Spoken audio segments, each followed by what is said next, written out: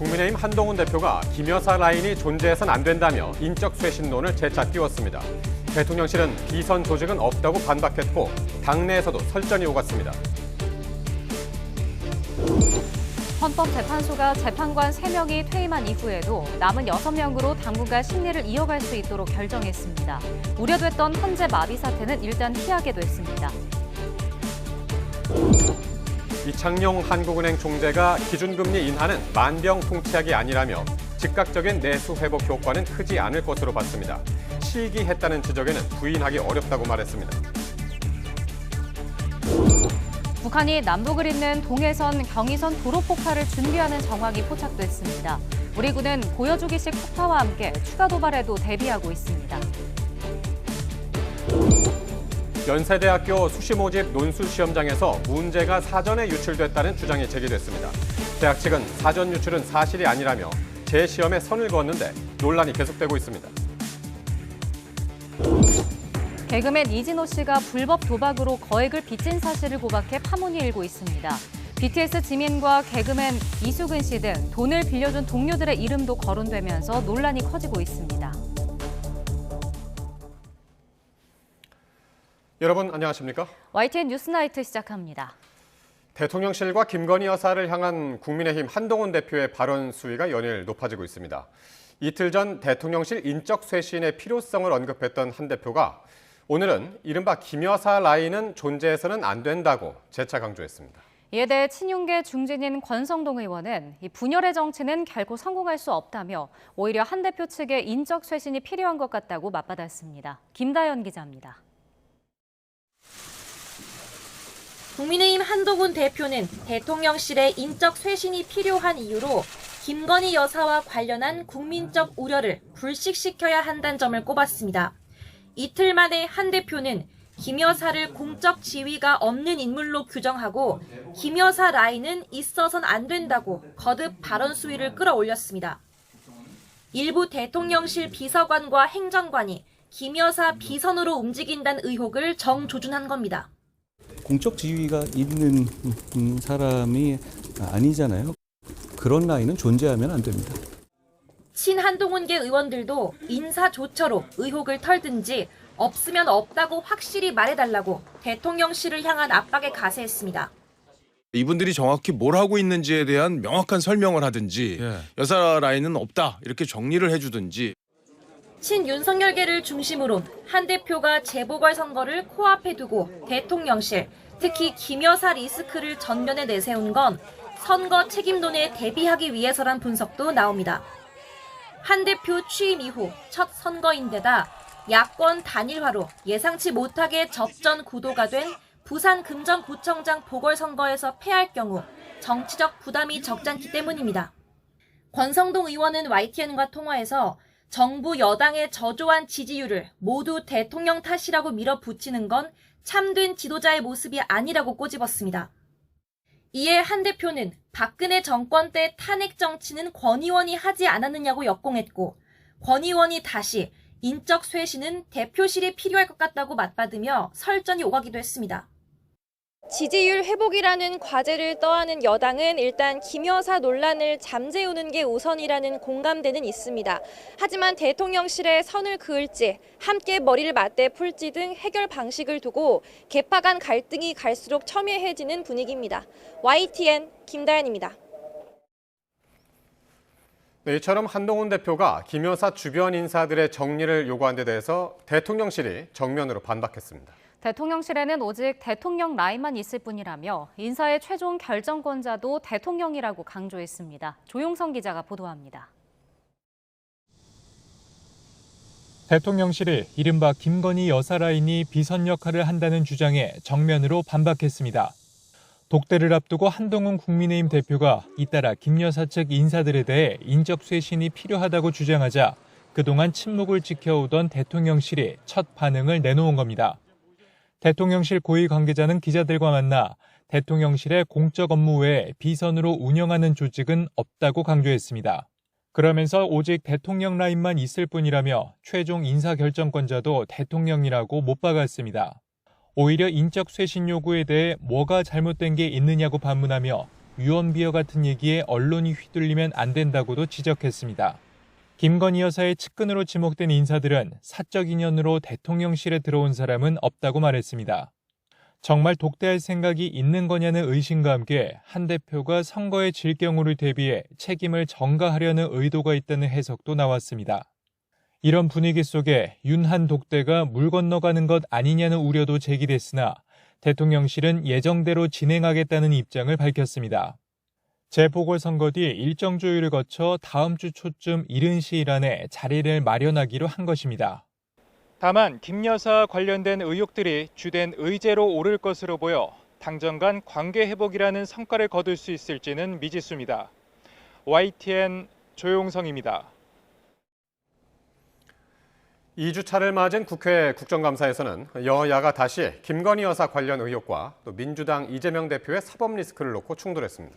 김 여사 특검법에 윤석열 대통령이 제2요구권을 행사하는 게 적절한지를 두고도 공방이 거셌습니다. 보도에 홍민기 기자입니다. 법제처 대상 국회 법사위 국정감사에서 여야는 윤석열 대통령의 제2요구권 행사를 두고 설전을 벌였습니다. 야당은 윤 대통령이 김건희 여사 특검법에 거부권을 행사한 건 이해 충돌이라고 날을 세웠습니다. 특히 정치 브로커로 알려진 명태균 씨가 윤 대통령에게 여론조사를 해줬다는 의혹이 사실이면 당선 무효형이라며 압박 수위를 높였습니다. 이거 불법이거든요. 당선 무효형이에요. 그래서 이와 관련해서 특검에다가 넣고 이거 조사하려고 해요. 그런데 이거 거부권 대통령의 고유권 아닙니까? 이완규 법제처장을 향해선 윤 대통령과의 인연 때문에 호위무사를 자처하는 거 아니냐고 비판했습니다. 이해 충돌에 따라서 거부권 행사가 제한되어야 된다는 그런 질문이시라면 동의하지 않습니다. 검찰총장 징계 사건 변호인 했고 장모 사건 변호인 했고 이래서 지금 무조건 대통령 팩만 드는 것 아니냐라는 비판들이 있습니다. 여당은 대통령의 거부권 행사는 민주당이 원인을 제공한 거라고 맞받았습니다.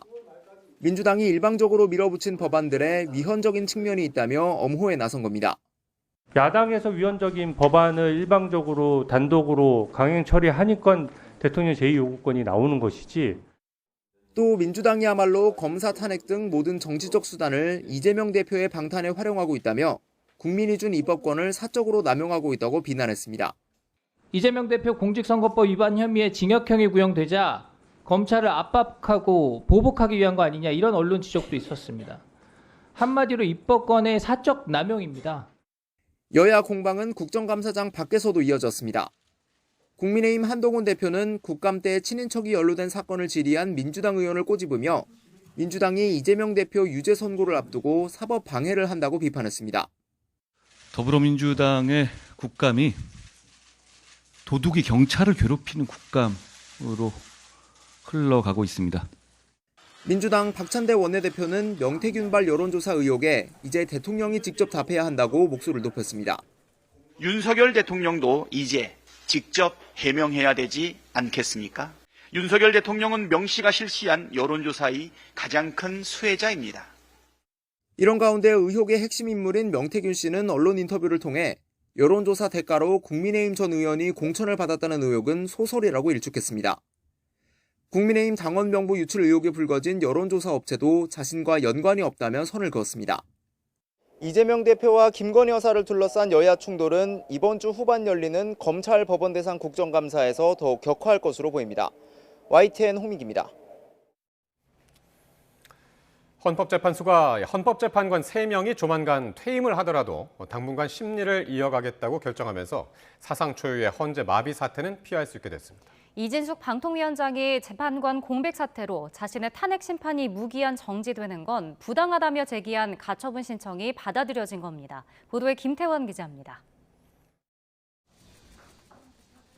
이진숙 방송통신위원장이 재판관 정족수 부족으로 자신의 탄핵 심리가 멈추는 건 부당하다며 냈던 가처분 신청을 헌법재판소가 재판관 9명 전원일치 의견으로 받아들였습니다.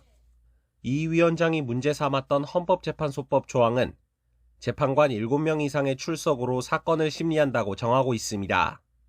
그런데 국회가 오는 17일 퇴임할 예정인 이종석 헌재소장과 이영진, 김기영 재판관의 후임을 뽑지 않으면서 문제가 생겼습니다. 당장 이튿날부터 재판관이 6명이 되면서 헌재 사건 심리가 모두 중지될 수밖에 없는 겁니다. 이에 헌재는 이 위원장이 회복되기 어려운 중대한 손해를 입을 위험이 있고 재판관들의 퇴임도 임박해 손해를 막을 긴급한 필요성도 인정된다고 판단했습니다.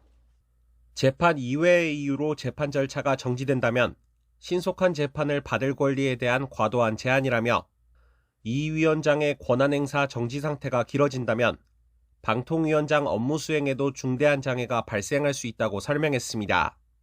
헌재는 이번 결정의 효력이 이 위원장뿐만 아니라 헌재의 사건을 접수한 모든 국민에게 적용되는 것이라고 강조했습니다. 이어 과거에도 국회에 공석이 된 재판관 후임을 제때 뽑아야 할 헌법상 의무가 있다고 판시했지만 달라지는 건 없었다며 아무런 책임이 없는 국민이 공백 사태로 인한 불이익을 지게 된다고 국회를 비판하기도 했습니다. 헌재가 오는 18일 현실화할 것으로 우려했던 마비 사태를 스스로 피하는 결정을 내렸습니다. 다만 이번 가처분 결정은 헌재가 사건에 대한 결정을 내릴 수 있는 의결 정족수가 아닌 재판 진행을 위한 심리 정족수에 대해서만 적용됩니다. 이 때문에 후임 재판관에 대한 임명 지연이 더 길어진다면 재판 마무리 단계에서 파행이 빚어질 가능성도 배제하기는 어려워 보입니다. YTN 김태원입니다. 이창용 한국은행 총재가 금리 인하 시기가 너무 늦어서 금리 인하 효과가 없다는 비판이 나오는 것에 대해 부인하기 어렵다고 말했습니다. 류환홍 기자가 보도합니다. 한국은행이 3년 2개월 만에 기준금리를 0.25%포인트 낮추며 통화정책 기조를 바꾼 지 사흘 만에 열린 한은에 대한 국회 기획재정위원회의 국정감사. 야당 의원들은 금융당국이 집값과 가계대출 급증을 방조했고 이로 인해 기준금리 인하 시기를 놓치고 금리 인하 효과도 볼 수 없었다고 강조했습니다. 다른 나라에 비해서 물경 한 4개월 정도 시차를 두고 우리가 뒤따라갔고 또 시장이 이미 선반영됐기 때문에 시장의 자극 효과가 전혀 없었습니다. 여당 의원들은 0.25%포인트 인하가 아닌 미국처럼 0.5%포인트 인하, 빅컷을 할 수는 없었냐고 물었습니다. 빅컷을 해서 자영업자 내수 경기를 좀 더 도와주고 부동산 상승의 압박에 대해서는 정부가 공급 대책을 조금 더 공세적으로 하도록 저는 이런 정책 조합에 대해서 토론 드려보고 싶습니다. 이 총재는 가계부채에 대해선 안심할 수 없는 상황이며 정책 혼선으로 금리 인하 시점이 뒤로 미뤄졌다는 비판에 대해선 인정했습니다. 부동산 PF를 어떻게든지 안정시키는 것이 목적이었기 때문에 저희들이 그런 면에서는 그것이 부동산 가격이라든지 가계부채가 올라가는 시점을 예측하지 못한 것에 대해서는 사후적으로 볼 때는 올바른 지적이라고 생각합니다. 이 총재는 서울 집값을 잡기 위해 한은이 대안으로 제시한 지역비례 선발제를 대학들이 거부한 점은 안타깝게 여겼습니다. 서울대는 현실적으로 어렵다. 고려대는 시기상조다. 연세대는 검토한 법 없고 장기적으로 접근해야 한다라고 대부분 다 이제 부정적인 입장을 표시를 했습니다. 전 세계 어디도 어느 대학이 네네. 한 지역에 있는 사람만 이렇게 많이 뽑지 않습니다. 예. 그러니까 이건 모든 부동산 이런 걸 떠나서 예. 우리나라 대학들이 네네. 그냥 한 지역에 있는 사람 말고 여러 지역에 있는 사람을 꼭 뽑는다는 생각만 가지면 이 제도는 변할 수 있는데 이 총재는 금리 인하에 첫 발을 뗐지만 그 속도는 미국 대선 후 국제정세와 중동 위기, 집값과 가계부채 추이를 보며 결정하겠다고 밝혔습니다.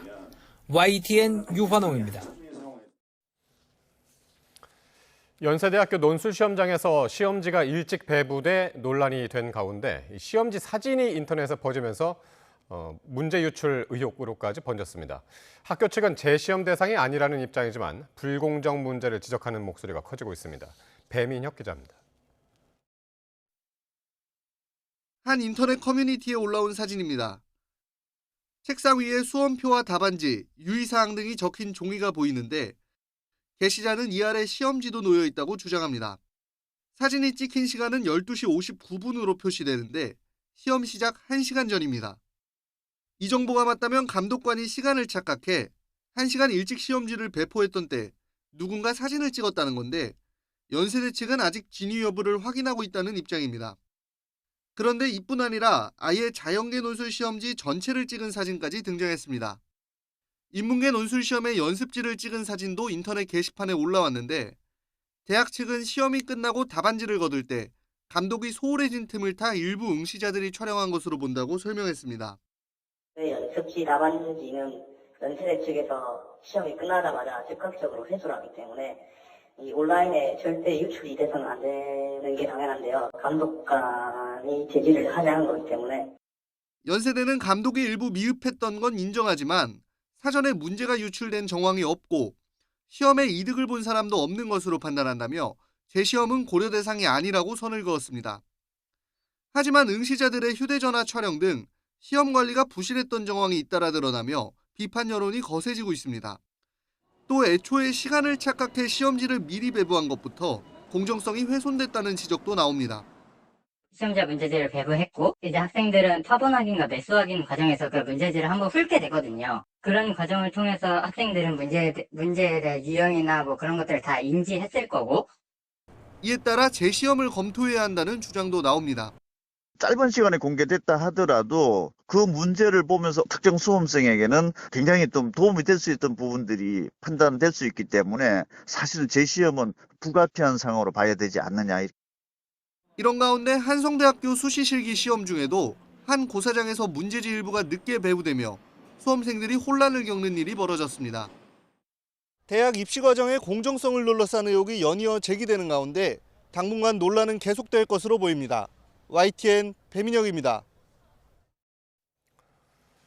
북한이 남북을 잇는 동해선, 경의선 일대 도로를 폭파하려는 정황이 우리 군 감시망에 포착됐습니다. 군 당국은 북한의 혹시 모를 도발 가능성에 대비하고 있습니다. 김대겸 기자입니다. 지난주 남북 완전 단절을 공표했던 북한이 닷새 만에 이를 실행에 옮겼습니다. 북한군이 남북을 잇는 도로인 동해선, 경의선 일대에서 가림막을 설치한 채 폭발을 준비하고 있는 정황이 우리 군 감시망에 포착된 겁니다. 군 당국은 북한이 보여주기식 폭파 작업과 함께 추가 도발도 준비하는 것으로 보고 있습니다. 경의선, 동해선 등에서의 보여주기식 폭파, 또 작은 도발 이런 것들을 감행할 가능성이 있다고 보고 군은 이에 대해서 대비하고 있습니다. 합참은 북한이 도발을 감행할 경우 자위권 차원에서 강력히 응징하겠다고 경고했습니다. 특히 북한이 전방 포병부대에 사격 준비 태세 지시를 내린 데 대해서도 관련 동향을 예의주시하고 있고 만반의 대비 태세를 갖추고 있다고 말했습니다. 이에 따라 우리 군 전방 부대에도 대북 감시 경계와 화력 대기 태세 강화 등 여러 지침이 내려진 것으로 전해졌습니다. 예기와 작전 지침 변경에 대해서는 말씀드릴 수 없고 군이 선조치 후보고하고 강력히 대응하도록 하는 훈련과 지침들은 하달되어 있다고 말씀드리겠습니다. 군 당국은 남측이 보낸 무인기가 평양을 침투했다고 주장하며 연일 날선 발언을 쏟아내는 북한 지도부를 향해서도 적반하장의 행태라며 재차 경고장을 날렸습니다. 또 무인기 관련 질문엔 아무것도 확인해 줄 수 없다는 답변을 유지하며 전략적 모호성을 택했는데 이는 북한의 의도와 노림수에 함몰되거나 휩쓸리지 않기 위해서라고 설명했습니다. YTN 김대겸입니다. 개그맨 이진호 씨가 불법 도박을 고백했습니다. 그런데 도박 빚을 갚는 과정에 다른 연예인들의 이름도 거론돼 논란입니다. 이광현 기자입니다. 넷플릭스 새 예능 프로그램 코미디 리벤지 제작 발표회장. 애초 참석자 명단에 있던 개그맨 이진호가 갑자기 빠졌습니다. 제작진은 다른 프로그램 촬영 때문이라고 해명했지만 불참 이유는 따로 있었습니다. 이 씨가 코미디 리벤지 공개를 하루 앞두고 과거 불법 도박 사실을 고백했기 때문입니다.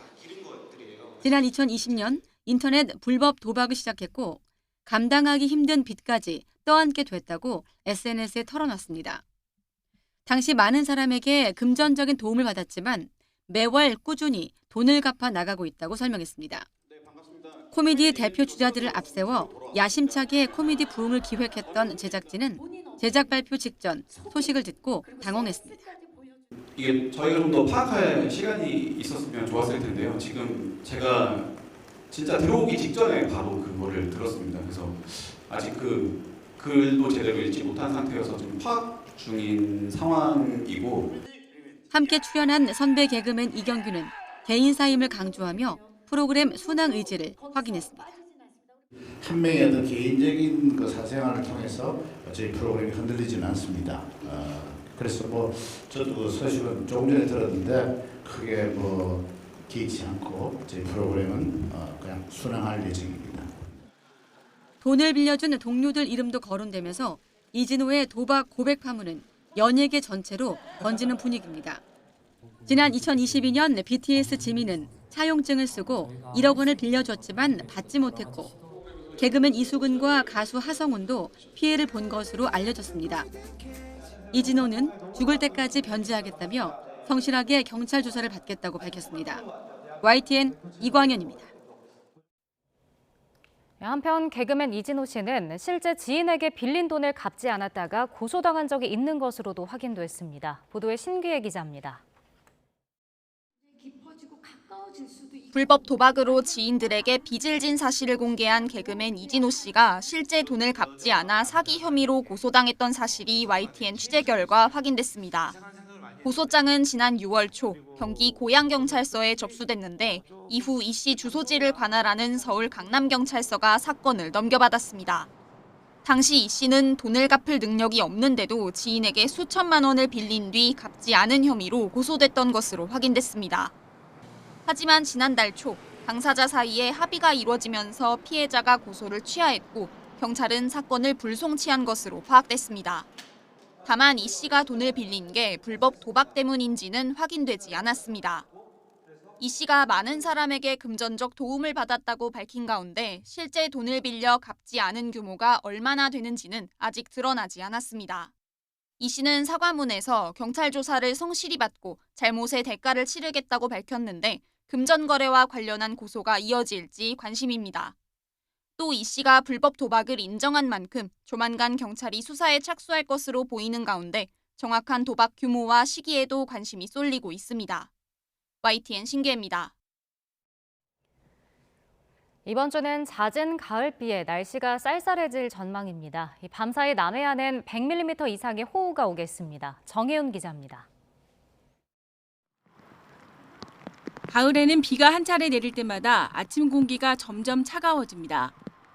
이번 주는 비가 자주 내리며 계절의 시계가 깊은 가을로 젠걸음을 할 전망입니다. 기상청은 이번 주 초반 충청과 남부지방을 중심으로 비가 내리고 주 후반에는 전국에 비가 내릴 것으로 예보했습니다. 서울 아침 최저기온은 주 초반 17도 안팎에서 주 중반 13도로 내려가고 일요일에는 10도까지 떨어질 전망입니다. 올 가을 들어 가장 쌀쌀한 날씨입니다. 낮 기온은 20도 아래로 내려갈 전망입니다. 다음 주 역시 서울 아침 기온이 10도 안팎, 낮 기온이 20도 안팎을 유지해 예년과 같은 쌀쌀한 가을 날씨가 이어집니다. 다만 가을비는 예년보다 많은 양이 쏟아질 수 있어 대비가 필요합니다. 기상청은 밤사이 남해안에 최고 100mm에 이르는 많은 비가 내리고 일부 지역에는 돌풍과 함께 시간당 10에서 30mm까지 강한 비가 온다고 예보했습니다. 일부 지역에는 호우특보가 내려질 가능성도 있습니다. 중국 상하이 부근에서 다가오는 기압골의 영향으로 제주도와 남부지방을 중심으로 화요일 오후까지 비가 내리겠으며 특히 전남 해안과 경남권 해안, 경북 남부 동해안은 시간당 30mm 이상의 매우 강한 강수가 예상되니 각별히 유의하시기 바랍니다. 오는 금요일에도 서해상에서 강하게 발달한 비구름이 유입되며 전국에 강하고 많은 비가 내릴 것으로 보인다며 가을 호우에 대한 주의를 당부했습니다. YTN 정혜윤입니다.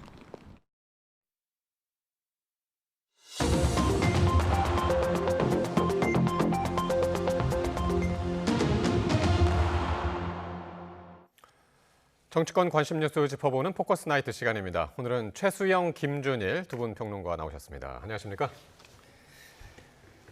네, 김건희 여사에 대한 한동훈 대표의 발언 수위가 계속 높아지고 있습니다. 오늘도 김 여사 라인은 존재해서는 안 된다라면서 대통령실의 인적 쇄신을 거듭 강조했는데요. 발언 듣고 오겠습니다. 공적 지위가 있는 사람이 아니잖아요. 그런 분의 라인이 존재한다고 국민들께서 오해하시고 언론에서 기정사실로 생각하는 것 자체가 저는 국정의 신뢰에 도움이 되지 않는다고 생각해요. 그런 라인은 존재하면 안 됩니다. 그걸 지적한 겁니다. 예, 바로 이틀 전에 대통령실 인적 쇄신이 필요하다라고 이제 얘기한 데 이어서 오늘은 라인이라는 용어를 쓰면서 예. 조금 더 구체화하는 그런 느낌이었습니다. 네. 발언 수위가 조금 계속 예. 업그레이드되는 그런 느낌을 다들 받으실 겁니다. 예. 뭐 저도 그렇게 느끼고 있는데, 근데 이제 김 여사 라인이 김 여사 공적 지위에 있지 않다라고 얘기했는데 네. 공적 지위는 아닙니다만 공적 역할을 하는 건 분명한 거죠. 그렇죠. 그러니까 네. 공적 역할을 하는 데서 우리가 그래서 이제 이 부속실도 이제 하라는 거고, 그다음에 이제 투명하게 특별 감찰관도 넣어가지고 감시를 받으라는 것 아닙니까? 그런데 거기에 지금 라인이라는 표현을 썼단 말이죠. 근데 저는 이 부분은 조금 나간 거라고 봐요. 왜냐하면 예. 이 라인이라고 쓰는 순간 우리가 네이밍이 되지 않습니까? 김 여사 라인. 지금 언론이 이 5글자를 받습니다. 받아서 또 민주당이 어떻게 합니까? 프레이밍을 만들지 않습니까? 예. 김 여사 라인 여당 대표가 인정한 것 아니냐? 정리해라. 그리고 여기에 대해서 우리가 실체 파악하겠다. 이렇게 공세 빌미를 준 거는 조금 나간 거라고 봐요. 그러니까 저는 인적 쇄신까지는 요구할 수 있다고 봅니다. 당대표가 네. 물론 대통령의 고유 권한이지만 민심을 최일선에서 듣는 당대표 입장에서는 이러이러한 요구가 있으니까 국정의 쇄신과 여러 가지 의혹을 불식시키기 위해서 조금 논란이 되는 사람들에 대한 정리는 필요하다고 얘기는 할 수 있지만, 이것을 김 여사 라인이라고 표현하는 순간 네이밍이 되고 상대 공격의 빌미를 제공하는 프레이밍이 형성되기 때문에 전 당대표 발언으로 조금 나간 발언이라고 생각을 합니다.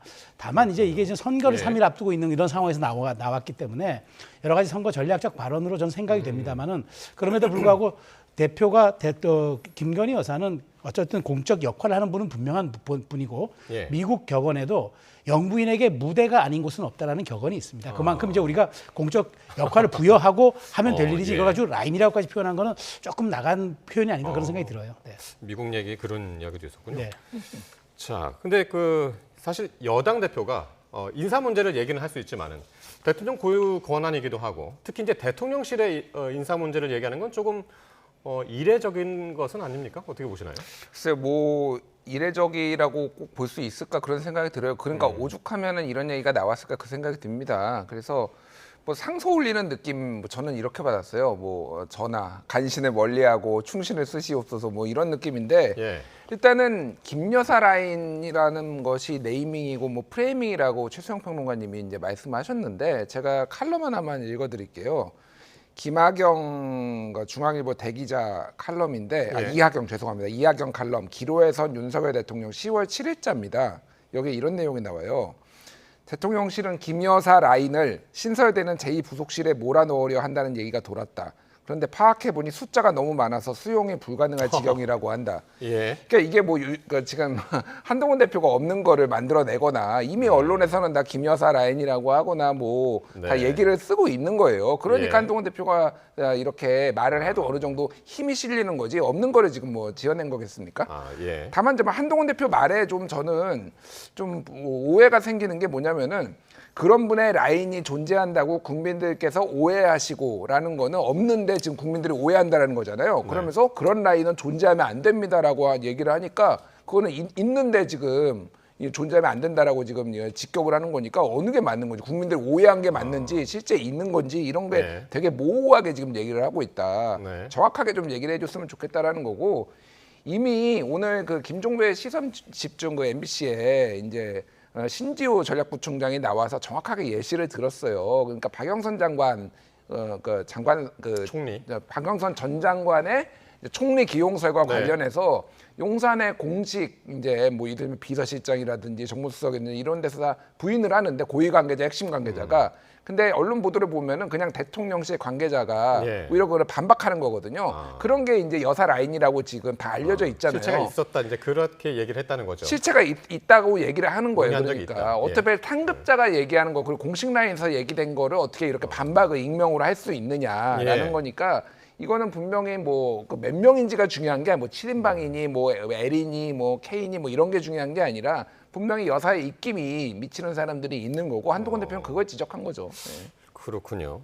근데 사실 지금 말씀하신 것처럼 이번 논란이 지금 막 나온 게 아니라 김대남 전 행정관의 녹취록이 발단이 된 거 아니겠습니까? 네. 실체가 있다고 보십니까? 그러니까 평론가께서는? 우리가 이제 무슨 뭐 7인방이다, 5인방이다, 뭐 3인방이다 이렇게 우리가 이제 구체적으로 적시하는 거는 네. 해석의 영역이고 느낌의 영역이잖아요. 사실 그게 어디까지가 그럼 실세 영역이고 어디까지가 라인에 포함되는지를 그걸 누가 정하겠습니까? 네. 다만 이제 김대남 씨가 보기에는 그러한 사람들이 있었던 것 같다라는 얘기와, 또 자기가 또 전원 형식으로 들어서 보니까 그런 얘기들이 있어서 뭐 쥐락펴락 한다더라. 네. 이렇게 얘기를 전원 형태로 한 것이기 때문에 그걸 근거로 이제 야당은 공격하죠. 그런데 저는 그렇게 생각합니다. 뭐 어느 정권이나 실세 그룹, 실세 연 하는 사람들은 있었는데 다만 여기에서 이제 이렇게 얘기들이 나오는 거는 저는 어쨌든 지금 대통령실에서 김 여사를 둘러싼 여러 가지 좀 공적 지위를 좀, 그러니까 공적 역할들을 부여하는 이런 단위 조직들을 좀 빨리 만들었어야 이런 얘기들이 안 나오는데 대통령실에 어쨌든 그 부속실이 없이, 이 부속실이 없이 그냥 대통령 예산이라든가 대통령 조직에 같이 함께 묻어가다 보니까 의전도 같이 하고 일정도 함께 하고 하다 보니까 여기에 대한 경계선이 두루뭉실해졌기 때문에 도대체 피하 구분이 안 될 수도 저는 있다고 봐요. 제2부속실이 있었다면은 이런 일은 명쾌하게 되죠. 왜냐하면 거기는 인사와 예산 조직이 명쾌하게 돼 있고 운영위에서 국정감사를 또 받지 않습니까? 그렇기 때문에 이런 선들이 그어지는데 이런 것들이 없다 보니까 이런 오해들이 증폭되고 이제 굉장히 확산되는 과정들인데 저는 이렇게 생각합니다. 뭐 지금 사실 저희가 이른바 찌라시 혹시 이제 밭글 형태로 도는 거는 수십 건 하루에도 수백 건이 돕니다. 그런데 그것이 정말로 실체적 진실로 드러나는 건 몇 차례 안 되거든요. 그렇기 때문에 우리가 이런 여론의 흐름들을 파악하는 데 대해서 어떤 하나의 흐름의 어떤 그 전초로 삼아야지 그걸 전체를 해석하고 맞다고 저는 하기에는 너무 좀 앞서 나간 그런 좀 얘기라고 생각합니다. 그러니까 지금 보면 지금 김건희 여사 라인 하면서 지금 그 7명의 비서관 그리고 이제 행정관, 전 비서관 해서 이제 7명의 이름이 거론이 됩니다만은 사실 이게 이제 실명으로 지라시가 지금 돌고 있잖아요. 네. 평론가에서도 보셨습니까? 그러니까 저게 예전에는 4인방이라고도 돈 적도 있고요. 뭐 지금은 이제 7명이 이제 적시가 된 건데 뭐 방송사 출신도 있고 뭐 신문사 출신도 있고 뭐 M 출신도 있고 Y 출신도 있고 C 출신도 있고 뭐 대통령 후원자의 아들도 있고 뭐 다 알만한 그냥 좀 정치에 관심 있는 분들은 다 추적 가능한 이니셜이라고 해도 다 뭐 나오는 거예요. 그래서 새로운 내용이 아닙니다. 근데 중요한 거는 새로운 건 아니에요. 근데 중요한 건 이런 겁니다. 이게 이제 찌라시 이제 최수영 평론가님 말씀하시는데 그러니까 이게 지금 어쨌든 김대남 전 행정관도 그게 뭐 오해를 했든 뭐가 됐든 여사님을 통해서만 김건희 여사를 통해서 공천을 받거나 아니면 공공기관장에 갈 수 있다고 생각을 했잖아요. 김대남 선임 행정관이 사실상 이제 비서관 대행도 했는데 용산 대통령실 직원 중에 그렇게 생각을 하는 사람들이 얼마나 될까요? 굉장히 많을 겁니다. 그러니까 사실 그래서 저 7명을 드러내면은요 새로운 7명이 들어가서 딱 저 자리에 와서 또 호가호위를 할 것이고, 그러니까 소위 말해서 워너비 7인방이에요. 나머지는 7인방이 있는 거고, 나는 7인방 안에 못 들어가니까 김대남 씨도 시기 질투해가지고 나이도 어린 애들이 저렇게 여사한테 잘 보여서 뭐 공천 받았네, 뭐 좋은 자리 갔네, 막 이렇게 시기 질투하는 사람이잖아요. 저희가 전해 듣는 것도 용산에 이미 파다하고 뭐 70에서 80%가 사실상 김건희 여사 라인이다 이런 식으로 해석될 부분이 많다라는 거예요. 그렇게 들으셨군요. 그러니까 이게 중요한 거는 그래서 한동훈 대표도 사실은 전국을 찌른 게 아닌 게 결국은 김건희 여사가 국정에서 손 떼라는 얘기입니다. 지금 그 얘기를 지금 마지막에는 최후에는 그러니까 뭐 백담사로 가시든지 아크로비스타로 가시든지 뭐 그 얘기까지 이제 나올 가능성이 있다. 제가 보기에는 그거의 전초 단계로 이 얘기를 한 거라고 보면 될 것 같습니다. 그러니까 오늘 라인 얘기 나오고 7명의 찌라시 돌고 있고 그러다 보니까 대통령실이 이제 반박을 했는데 오직 대통령 라인만 있을 뿐이다. 여사 라인은 없다. 공적 업무 외에 비선으로 운영되는 조직 같은 건 없다. 그러니까 관저에서 보고했다고 해서 모두 김 여사 라인이냐? 그렇게 보지 않는다. 자, 이제 그런 이야기거든요. 저희가 그러면 우리가 정치 시계를 한 8년 전 되돌리면은 그때 박근혜 전 정부 때 최순실 이른바 최소원 씨 사건이 있었잖아요. 그때 비선 실세 논란이 있었죠. 왜 비선이었습니까? 아무런 지위가 없었잖아요. 최순실 씨가 만일 예를 들어서 청와대 1급 비서관으로 들어왔었으면 비선 논란이 있었을까요? 그건 비선이 아니죠. 공적 계통에서 보좌를 하는 공적 지위를 가진 사람이죠. 그래서 인사검증도 하고 다 오지 않습니까? 저도 청와대 근무할 때 3개월 이상 인사검증 통해서 갔습니다. 근데 지금 여기 있는 사람들은 그렇게 간 사람들이잖아요. 가서 명확하게 지금 뭐 도는 형태로 있지만 다 어느 비서관실이 어느 역할을 맡아 어느 일을 한다고 다 알고 있지 않습니까? 그렇다면 그게 왜 비선입니까? 저는 비선이라 하면 드러나지 않고 그다음에 말 그대로 뒤에 숨어서 호가호위하고 대통령의 의사결정에 영향을 끼치고 그다음에 그것이 어떤 정책이라든가 이슈로 반영이 되고 어젠다 설정 능력을 갖고 있고 이게 비선이죠. 근데 여기에서 실무를 하는 사람들이 관저 보고를 했다. 그다음에 혹은 뭐 혹시나 이게 들어오는 과정이 투명하지가 않았기 때문에 예. 혹시 여사 라인 아니냐 이렇게 얘기하면 한도 끝도 없는 얘기죠. 이 얘기는 말 그대로 신기루를 가지고 우리가 실체적 진실이라고 주장하는 거나 뭐가 다르겠습니까? 예. 그래서 이게 비선 실세. 그러니까 저는 이거죠. 제가 아까 말씀드린 대로 대통령의 국정 쇄신에 조금 뭐랄까 시중의 여론도 반영하고 조금 전문성 있는 인사들로 다시 한번 임기 3년 차 만나서 포진해 달라 이런 얘기는 충분히 할 수 있죠. 그런데 여기에 대해서 라인이라든가 그다음에 뭐 비선 실세라든가 이렇게 얘기하면 비선도 아니고 그건 라인도 아닌데 그 인정하기가 좀 있겠는데. 어렵다는 얘기죠. 저는. 예. 네. 그런데 여기서 우리가 명확하게 좀 봐야 될 거는 한동훈 대표가 비선이란 말을 쓴 적이 없어요. 그러니까 비선이라는 말은 지금 대통령실에서 비선이 어딨냐라고 얘기를 한 거지 김건희 라인이라는 얘기를 쓴 거잖아요. 지금. 그리고 신지호 부총장도 비선이라고 얘기를 안 하고 이렇게 정의를 합니다.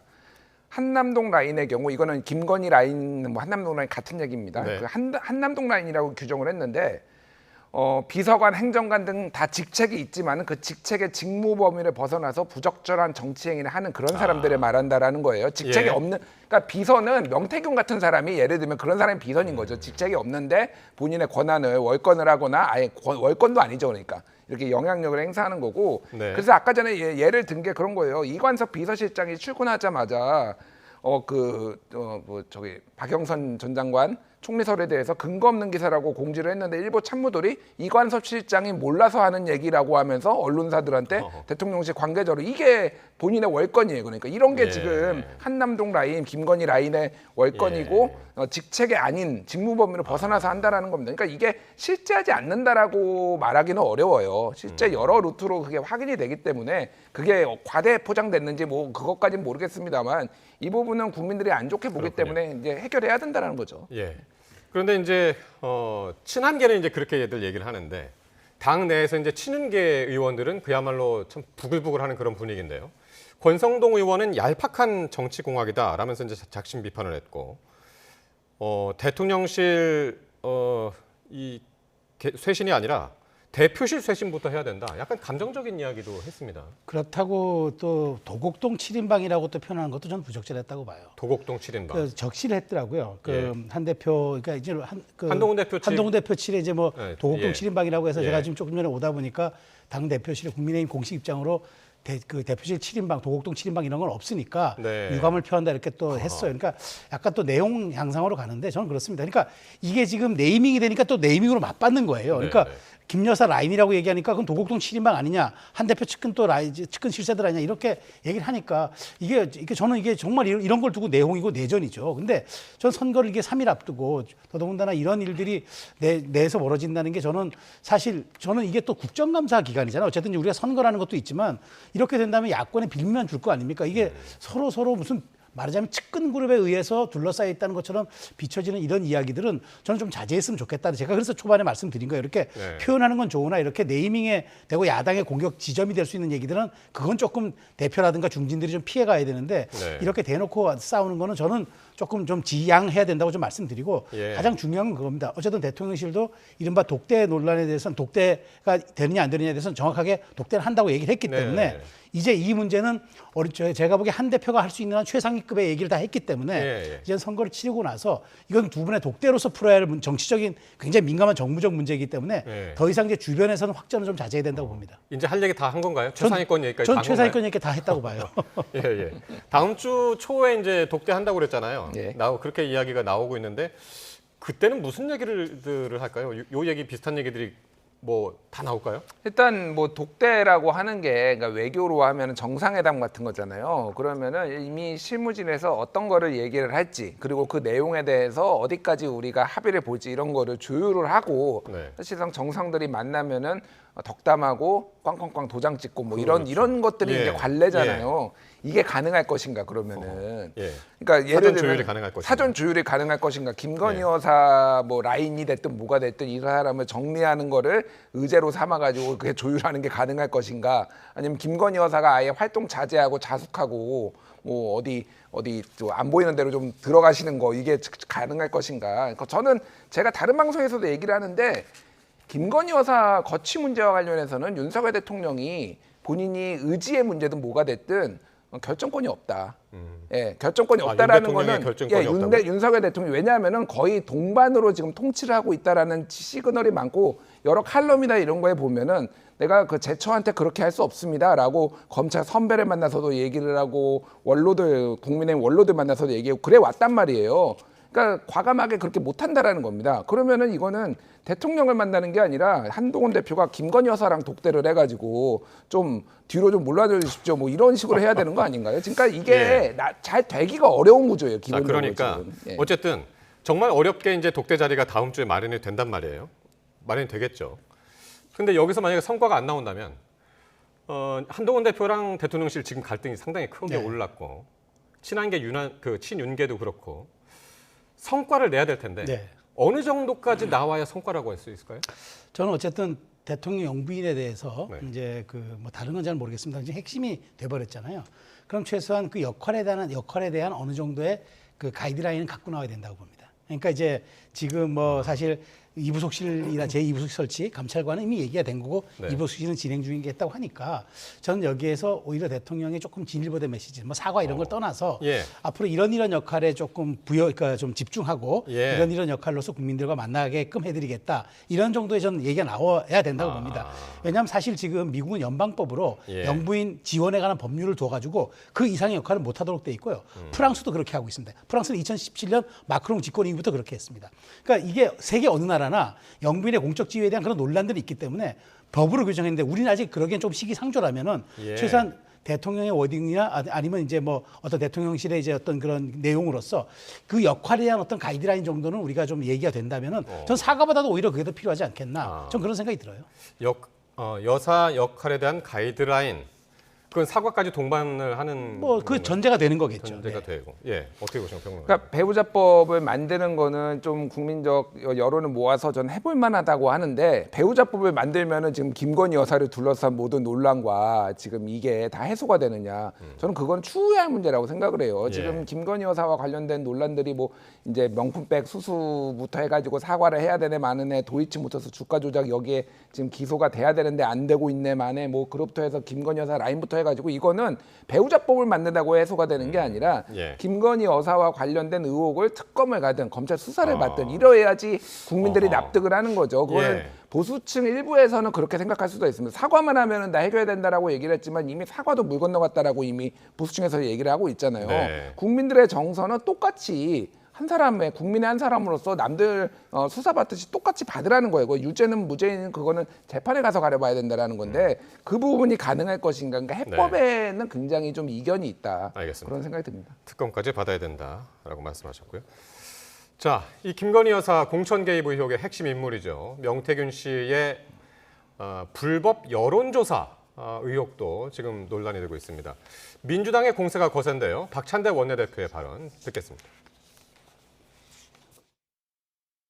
명태균 씨가 대선 1년 전부터 PNR이라는 ARS 조사업체를 통해 실시한 여론조사는 모두 50차례인데 이 중 윤석열 후보가 1위로 나온 것은 무려 49번이 됩니다. 선거에서 여론조사가 끼치는 영향이 매우 크다는 점에 비추어 보면 명 씨가 여론조사 결과를 조작했을 가능성이 큽니다. 엄중한 사안이므로 반드시 수사를 통해 사실관계를 명백하게 밝혀야 합니다. 윤석열 대통령도 이제 직접 해명해야 되지 않겠습니까? 윤석열 대통령은 명 씨가 실시한 여론조사의 가장 큰 수혜자입니다. 지금 야당은 윤 대통령이 여론 조작을 알았었는지 밝히라고 지금 압박을 했는데 이게 뭡니까 그런데 그 명태균발 여론 조작 의혹 이게 어떤 내용입니까? 그러니까 그 명태균 씨는 본인은 자기하고 관련이 없다라고 하고 뭐 한 5년 전에 이거는 다른 사람한테 넘겼다라고 하는 그 미래한국연구소가 여러 차례 과거부터 선거 여론조사를 했습니다. 대선뿐만이 아니라 그 이전부터 여러 차례 했는데 지금 박찬대 원내대표가 얘기를 한 거는 제가 기억하기로 아마 노컷뉴스인가가 보도를 했던 걸로 기억을 하는데 50차례 유독 다른 여론조사 같은 경우에는 뭐 한국갤럽이나 이런 데들은 뭐 비슷하게 나오거나 뭐 조금 이제 편차가 있기는 하지만은 그게 비슷비슷하게 나오거나 조금 더 약간 편차가 어느 정도는 있지만은 비슷하게 나왔는데 저 유독 PNR 그러니까 미래한국연구소가 의뢰를 해가지고 PNR이라는 저 이제 ARS 여론조사 업체가 조사를 한 것만 50번 대선 기간 여론조사를 했는데 49번 윤석열 후보가 1등을 했다라는 거예요. 그러니까 이게 기억하시겠지만 그때 대선 때는 어떤 이슈가 터지느냐에 대선 따라서 경선 얘기하는 건가요? 그러니까 이재명 후보하고의 그러니까 이게 어떤 이슈냐에 따라서 이게 뭐 이재명한테 그때 불리한 이슈가 터지면은 윤석열 후보에 올라가고 윤석열한테 불리한 이슈가 터지면 이재명이 더 올라가고 이렇게 엎치락뒤치락했잖아요. 최종 결과가 0.73% 포인트가 났는데 PNR만 유독 이렇게 50번 중에 49번이 이렇게 일관되게 나오는 거는 문제가 있다라는 거 하나가 있는 거고 그리고 또 하나는 지금 이게 맥락이 그러니까 자체 여론조사 같은 것도 많이 돌렸는데 그거를 비용을 지금 사실은 이렇게 윤석열 후보를 위해서 이거 돌렸는데 그래서 그 강혜경 그 김영선 의원실에 있었던 강혜경 씨가 폭로를 한 건데 3억 6천만 원을 받으러 갔는데 빈손으로 돌아왔더라. 그리고 그 대가가 김영선 전 의원의 공천이었다. 창원 의창의 공천이었다. 이제 이런 의혹인 거죠. 그래서 이게 조작이 있었는지 여부는 수사를 해봐야 되는 거예요, 사실. 근데 지금 이제 제가 내일자에 아마 뉴스토마토에 이거를 보도를 한다라는데 여론조사 수치를 만졌다라는 폭로가 보도가 있었다? 그런 보도가 녹취록으로 지금 나온다라는 얘기가 있어요 지금. 내일 새벽 6시에 나오는데 어쨌든 전체적으로 보면은 여론 유독 이상하게 이 윤 후보한테만 유리하게 나온 여론조사가 실제였고 그거를 사실상 뒤에서 한 거는 명태균 씨다 이런 얘기입니다. 아직까지는 뭐 그게 보도가 안 된 내용이고 보도가 될 거라고 지금 이제 말씀을 하신 거고요. 지금 이런 상황에서 여당 내에서는 지금 명태균 방지법을 만든다는 얘기가 있네요. 네, 이건 뭡니까? 그러니까 이 얘기 지금 말씀하신 것처럼 그렇게 이제 말하자면은 의도된 이제 여론조사, 그러니까 말하자면 좀 오염된 여론조사 했던 거를 무지하게 발표하거나 그다음에 이제 사실 이제 이게 발표 안 된 건 큰 문제 안 돼요. 내부 참고용으로 보는 건 문제가 안 되는데 이게 발표된 건 이제 문제가 되는 거죠. 근데 아직까지 뭐 발표됐다고 해가지고 문제가 된 건 아직 없어요. 근데 정확하게 드러난 건 없기 때문에 이건 좀 지켜봐야 되는데 이제 명태균 방지법이 뭐냐면은 이렇게 명태균 씨처럼 객관적이지도 않고 중립적이지도 않고 정말 의도적으로 이게 여론조사에 접근하거나 또 이렇게 부실하게 한 이런 사람들은 퇴출시키는데 엄벌에 처하자가 얘기입니다. 그러니까 과거에도 우리가 이런 말하자면은 부실한 여론조사 방지법이 나온 게 있는데 이게 뭐냐면 응답률이 5%포인트 미만 여론조사는 발표하지 말기로 하자. 그다음에 1년여 동안 조사를 하지 않거나 공표도 하지 않는 여론조사가 갑자기 선거 앞두고 무작위로 발표한다? 이건 못하게 하자. 그러니까 꾸준하게 했고 그다음에 응답률도 최소한 5%포인트 이상 되는 좀 말하자면 풍부한 그런 답변이 있는 것만 활용하자. 이런 과거에 했더라도 지금의 여론에 영향을 줄 수 있는. 그렇죠. 그다음에 이제 이렇게 개입한 사람들에 대해서는 지금 사실 법이 좀 벌금형 정도가 나오는데 아주 징역형 정도로 엄벌하자. 뭐 이게 아마 명태균 방지법의 핵심 같습니다. 그렇게 지금 이제 추진을 해야 되는 것 아니냐 뭐 그런 의견이 지금 나온 그런 상황이고요. 근데 이런 여론 조작과 관련해 가지고 대통령실의 반응은 지금 안 나오고 있고요. 좀 대통령실에서 좀 적극적으로 나서야 한다. 여당 내에서도 이런 목소리가 지금 계속 나오고 있네요.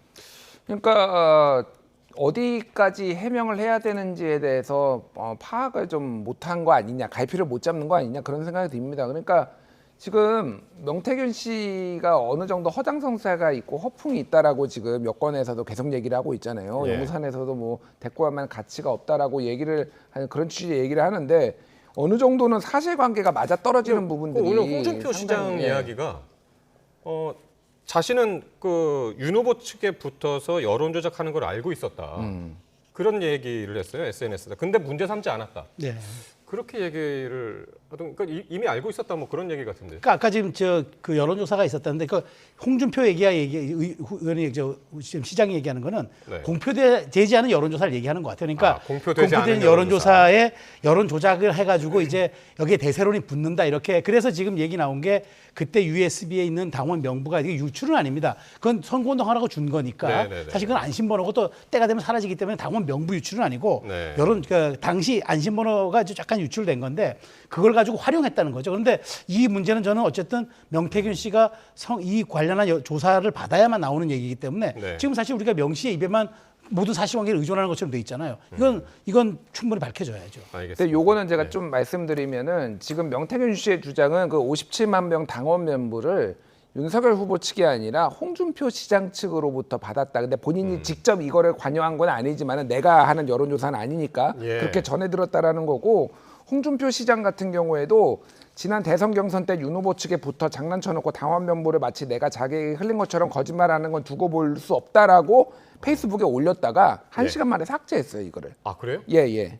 이건 뭐 언론 보도로 다 나온 겁니다. 그러니까. 예. 그러니까 이게 지금 어디서 어떻게 됐는지 잘 모르겠어요, 사실은. 왜냐하면은 그러니까 이상한 게 그러면 57만 명 당원 명부를 이미 명태균 씨가 윤석열 후보를 돕고 있는 거를 알고 있는 상황이었는데 왜 또 그러면 이쪽에 붙어가지고 57만 명 당원 명부를 또 제공을 해가지고 이게 사실이라면은 예. 왜 이렇게 됐는지 그래서 홍 시장도 완전히 이게 자유롭지 않아. 그래서 제가 지금 여권에 그 누구도 지금 이 명태균 그렇군요. 씨로부터 자유롭지 않은 상황인데 윤석열 대통령부터 해고 김건희 여사, 뭐 홍 시장, 뭐 오세훈 시장, 이준석 대표까지 알겠습니다. 모두가 지금 좀 곤혹스러운 상황인 것 같아요. 알겠습니다. 예. 그러니까 오늘 인터뷰에서 뭐 각종 선거 얘기를 하면서 내가 다 판을 짰다 뭐 이런 얘기도 하던데 사실 이게 지금까지는 일방적인 주장이기 때문에 계속 여기서 논의. 제가 짧게만 한 말씀 드릴게요. 예.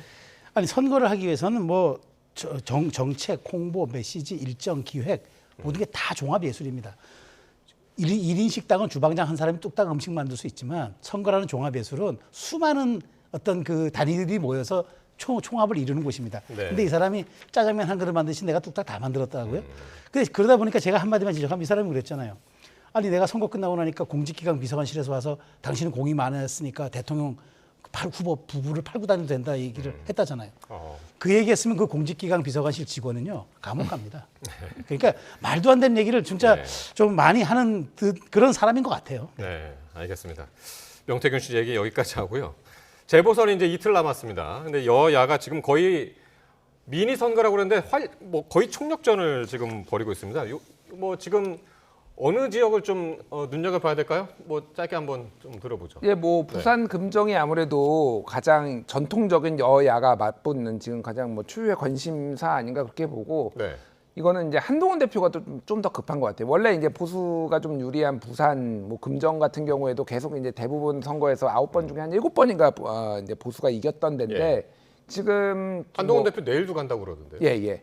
그리고 이재명 대표의 요청을 받아서 조국 대표가 오늘 이제 금정을 또 방문을 했고, 예, 소위 말해서 이제 여야, 그러니까 저기 이제 뭐 단일화가 아니라 공조적, 그러니까 대여 이제 공조를 지금 야권이 하고 있는 이런 상황이고요. 만에 하나 한동훈 대표가 여기에서 그러니까 국민의힘이 이를 경우에는 한동훈 대표는 당대표직을 수행하지 못할 수도 있겠다 이런 얘기들이 나와요. 아니 그러니까 생각해 보십시오. 예전에 보수 정당엔 유구한 전통이 있는데 선거에 지면은 물러났습니다. 예전에 2011년에 홍준표 대표도 결국은 본인은 버틸라고 했지만은 그때 뭐 유승민, 남경필, 원희룡 다 최고위원들이 사퇴를 하면서 본인이 사퇴하고 박근혜 비대위 들어온 거잖아요. 그때 보궐선거 진 거가 원인 중에 하나였거든요. 그리고 뭐 김기현 대표 같은 경우에도 그럼 이번에 부산에서 만약에 지게 되면 한동훈 대표 책임인가요? 아니 그거는 당에서 보겠죠. 친윤들은 일단은 필패의 아이콘이다. 한동훈은 선거만 나왔다면 다 지고 아무리 여건이 안 좋더라도 어떻게 부산에서 지난번에 한석밖에 안 내줬잖아요. 민주당한테 전재수 의원 1명. 그런데 어떻게 여기서 질 수가 있느냐 뭐 이런 식으로 이제 공격이 들어오겠죠. 그러니까 당이 대혼란에 빠질 거기 때문에 일단은 이겨보고 이겨야 된다. 뭐 이런 생각인 것 같고 영광 같은 경우에는 47% 보궐선거 투표율이 나왔거든요. 그 정도로 지금 완전 뜨겁다. 거기는 3파전, 그러니까 진보당, 조국혁신당, 민주당까지 누가 돼도 이상하지 않은 쪽에서 거기에는 또 민주당이 좀 타격을 받을 수 있는 가능성이 있습니다. 부산 금정 영광 짚어주셨고요. 뭐 비슷합니다. 저는 한동훈 대표는 금정에 사활을 걸어야죠. 금정에서 지면은 정말 그 강화에서는 이긴다 보더라도 금정에서 지면은 지금 본인이 얘기했던 것에 대한 책임을 져야 될 수도 있어요. 왜냐하면 그렇게까지 중도의 표심을 구애하고 그렇게 그 대통령실 쇄신 요구했지만 당신 성적이 이게 뭐냐 받을 수 있습니다. 그러니까 금정은 이겨야 되고 민주당에서는 정말 영광이 중요한데 저는 거꾸로 민주당에서 조국혁신당은 저도 본전이지만 민주당이 만일 진보당 쪽에 진다. 그러면 전 이재명 대표는 정말 11월 사법 리스크 맞물려서 이재명의 중도 확장 어렵다. 이재명의 호남 민심 떠난다. 그래 왜냐하면 지난 총선에서도 조국혁신당의 호남 전체적인 득표율이 졌잖아요. 그러면 이제 이재명 대표는 호남의 주류에서도 밀리고 중도 확장도 안 된다는 그런 이제 말하자면 얘기가 오기 때문에 이재명 대표는 오히려 부산 금정보다 지금 영광의 사활을 걸어야 되는 그런 상황인 것 같아요. 알겠습니다. 자, 재보선 전망까지 해봤습니다. 두 분 말씀 잘 들었습니다. 최수영, 김준일 두 분 평론가와 함께했습니다. 고맙습니다.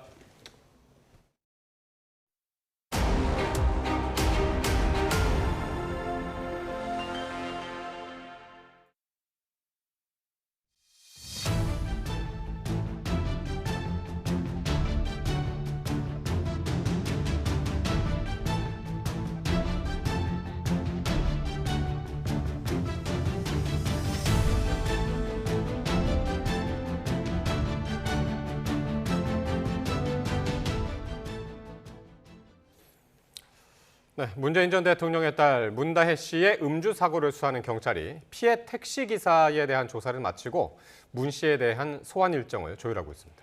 피해 택시기사는 상해 진단서를 제출하지 않았는데 문 씨에 대한 처벌 수위에도 영향을 미칠지 관심입니다. 이현정 기자입니다. 문재인 전 대통령의 딸 문다혜 씨는 지난 5일 새벽 술에 가득 취한 채 차를 몰다가 택시와 부딪혔습니다. 이 사고로 다친 택시기사는 지난 9일 경찰 조사를 받았습니다. 다만 상해 진단서는 아직 제출하지 않았습니다. 피해 기사가 진단서를 제출하지 않을 경우 문 씨에 대한 위험운전치상 혐의 적용은 사실상 쉽지 않다는 게 경찰 판단입니다. 위험운전치상 혐의는 최대 15년 이하의 징역을 내릴 수 있어 일반적으로 벌금형을 선고받는 단순 음주운전 혐의보다 처벌 수위가 높습니다. 하지만 진단서가 없으면 가해 운전자가 피해자를 다치게 한 사실을 입증하는 데 어려움을 겪을 수밖에 없습니다. 진단서를 내지 않은 택시기사가 문 씨와 합의를 한 뒤 처벌을 원하지 않는다고 밝혔는지 등은 아직 확인되지 않았습니다. 문다혜 씨는 지난 8일 변호사를 선임하고 경찰과 여전히 소환 조사 일정을 조율하고 있는 것으로 파악됐습니다. 피해자 조사까지 마친 상황이라 문 씨 소환도 임박했다는 관측이 나옵니다. 피해자 조사가 끝난 만큼 아마 조만간 바로 피해자 조사를 이루어질 예정인 것 같습니다. 한 일주일이나 10일 내에는 다 조사가 이루어지고 있습니다. 경찰은 문다혜 씨의 신변 위협이 우려되면 출입 통로 확보 등 안전 조치를 검토하겠다면서도 관할 경찰서인 서울 용산경찰서로 부른다는 원칙은 그대로라고 강조했습니다. 피해자 조사를 마친 경찰은 조만간 문다혜 씨도 불러 자세한 사건 경위를 따져 물을 전망입니다. YTN 이현정입니다.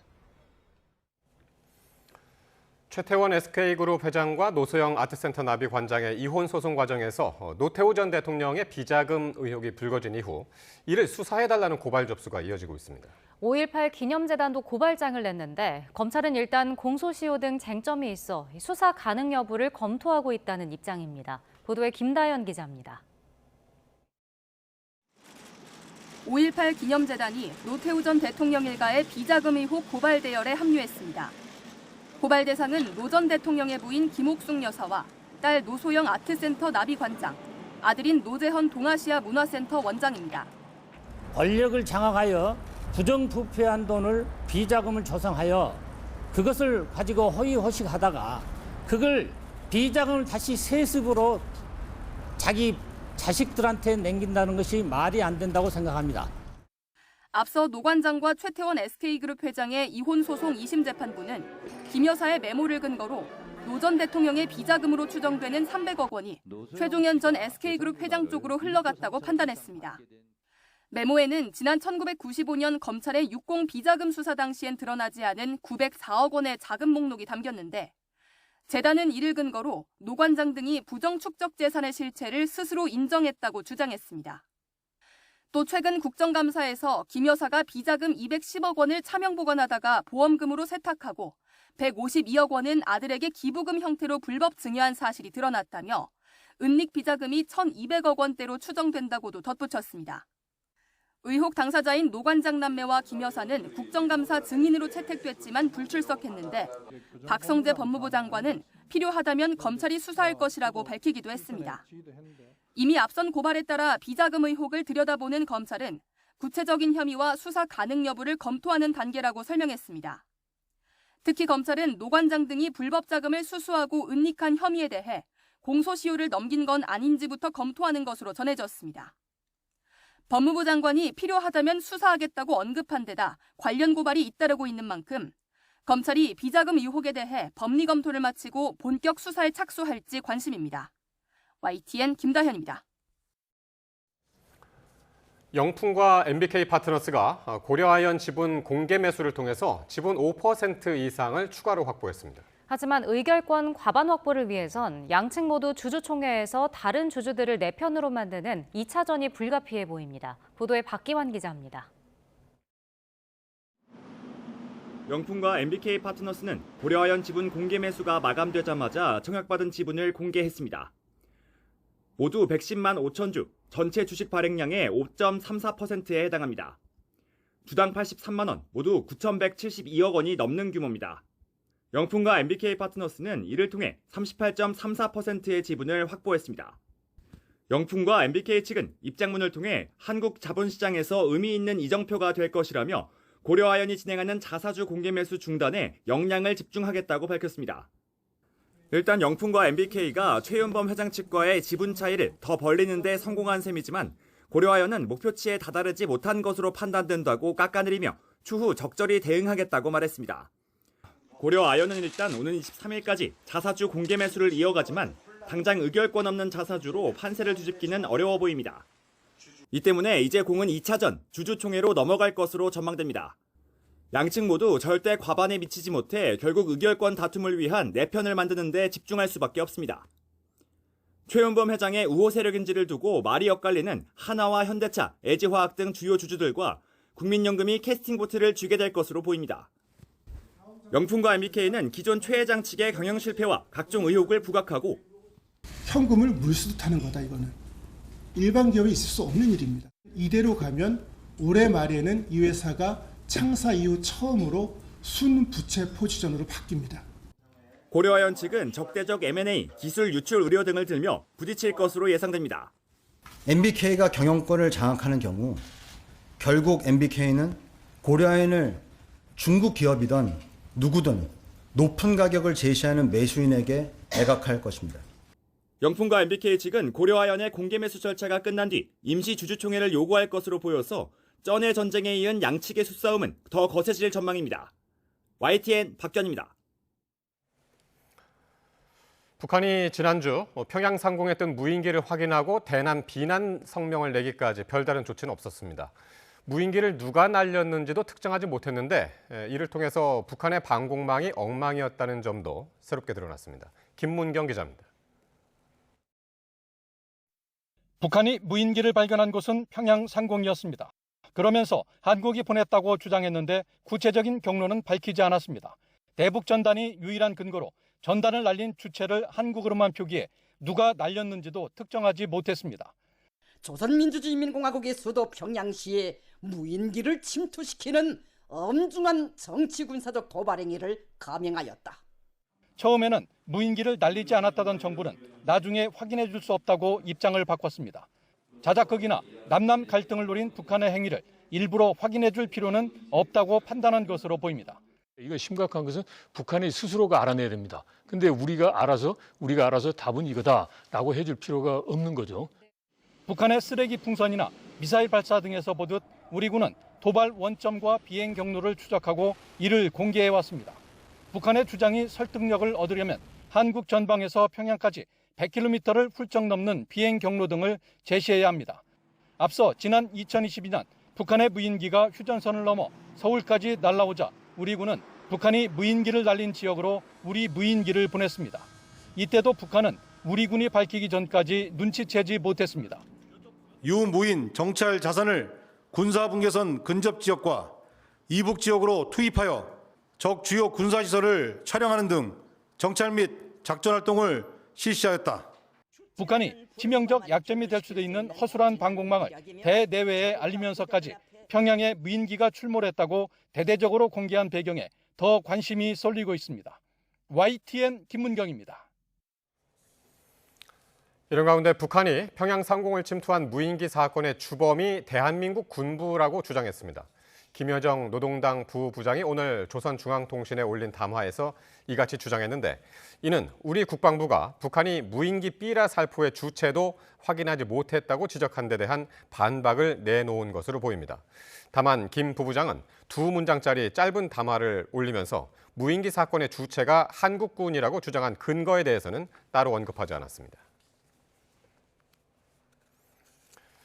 정부는 북한이 이처럼 무인기 사태를 빌미로 연일 대남 위협 수위를 높이는 건 내부 결집과 주민 통제 의도가 있다고 평가했습니다. 이종원 기자의 보도입니다.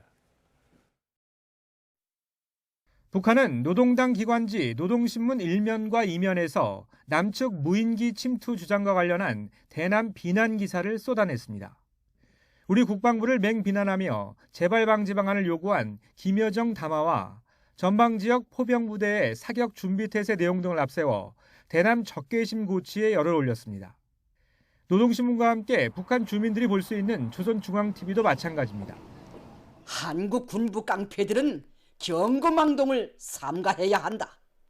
그리고 속히 타국의 영공을 침범하는 도발행위의 재발 방지를 담보에 나서야 한다.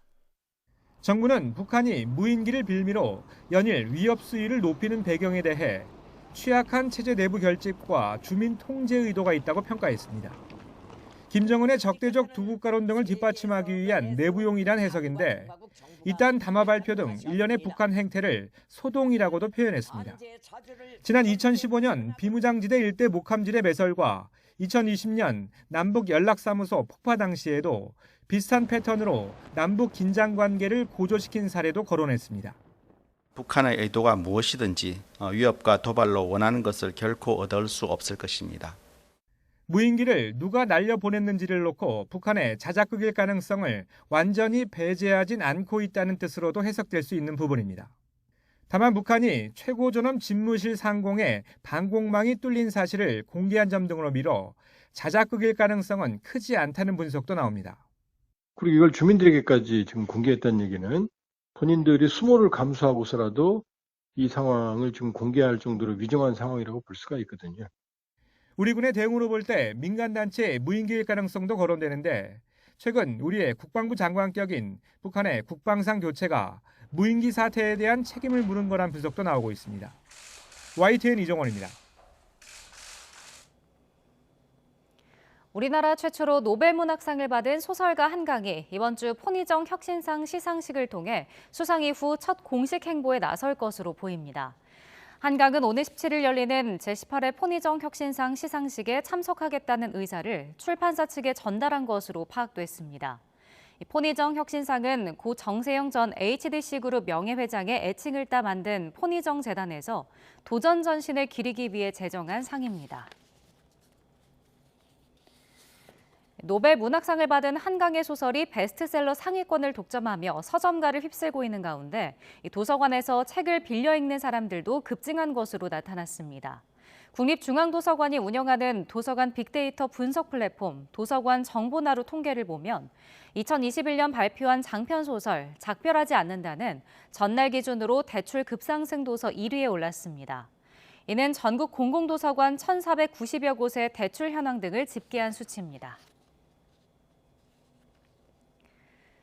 소설가 한강의 노벨문학상 신드롬 속에 과거 영화화된 소설 원작 작품들도 재조명되고 있습니다. 보도에 김승환 기자입니다. 어서 해라. 먹으라면 먹어. 저 고기 안 먹어요. 어느 날 갑자기 고기를 먹지 않는 채식주의를 선언하는 한 여성에게 펼쳐지는 이야기. 한강의 새 연작 소설 채식주의자 몽고반점 나무불꽃을 하나의 이야기로 엮은 영화로 지난 2010년 개봉했던 작품입니다.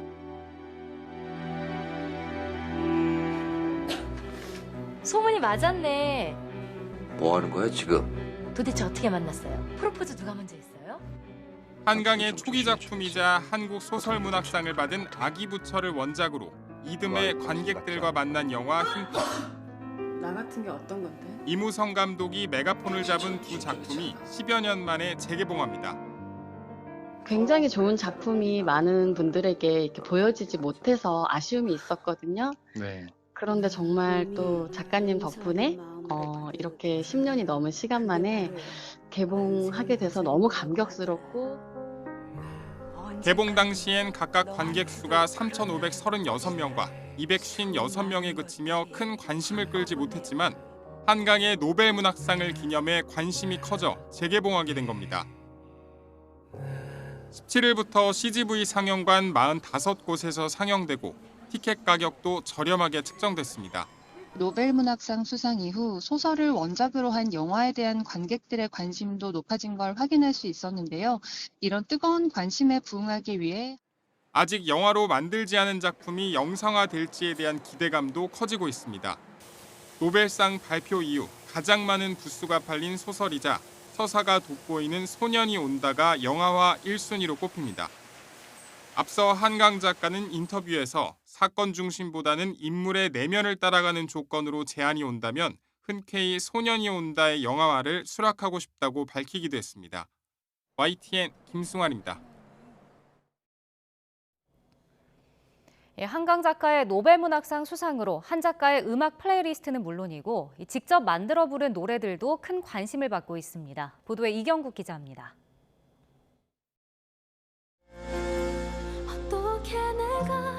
어떻게 너를 이후에 우리 바다처럼 깊은 사랑이 난 말할 때까지 남매 듀오 악동 뮤지션의 노래 어떻게 이별까지 사랑하겠어 널 사랑하는 거지입니다. 지난 2019년 발표한 3집 앨범 항해에 수록된 곡으로 서정적인 가사와 멜로디로 발매 당시 큰 사랑을 받았습니다.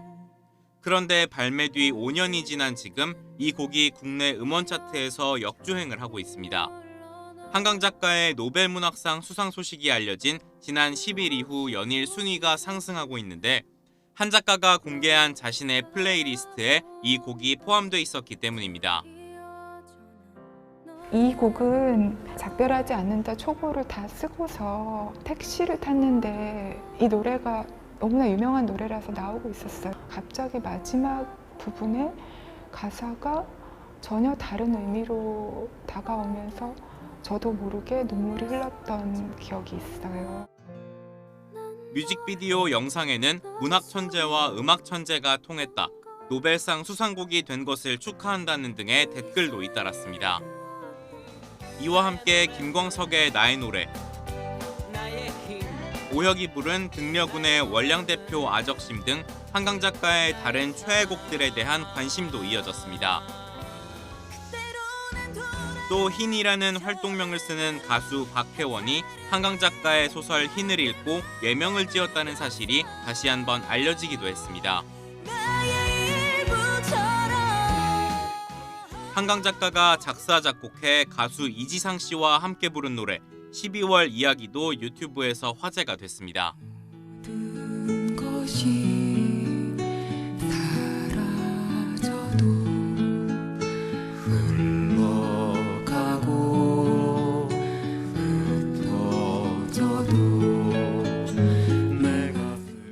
한강 작가는 지난 2007년 산문집 가만가만 부르는 노래를 펴내며 이 곡을 포함해 직접 만든 10곡의 노래를 부록으로 공개한 바 있습니다.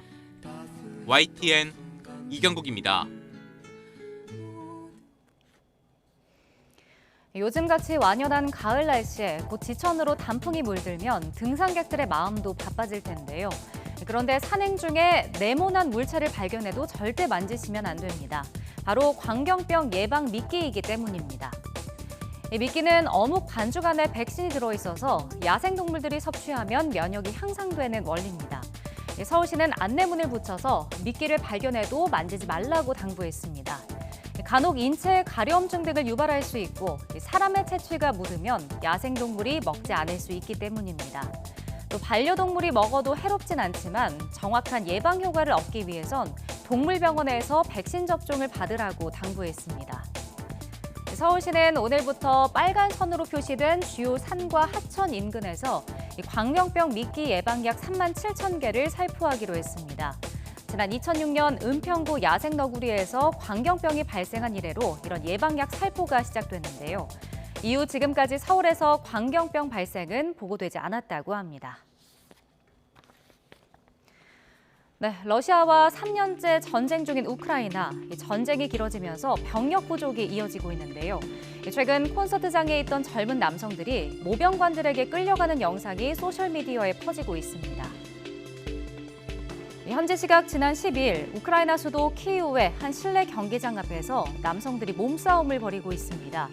경찰을 동원한 모병관들이 인기 록밴드 공연을 보러 온 남성을 끌고 가 강제로 입대시키려는 건데요. 남성은 소리를 지르면서 끝까지 저항해보지만 결국 모병 데스크로 끌려가는 모습이 담겼습니다. 콘서트장 인근 쇼핑센터 그리고 레스토랑 상황도 비슷했습니다. 모병관들이 급습해서 현장에 있던 청년들을 대상으로 서류 검사를 했는데 검사를 거부하거나 문제가 있는 서류를 보인 남성들을 즉석에서 입대시킨 겁니다.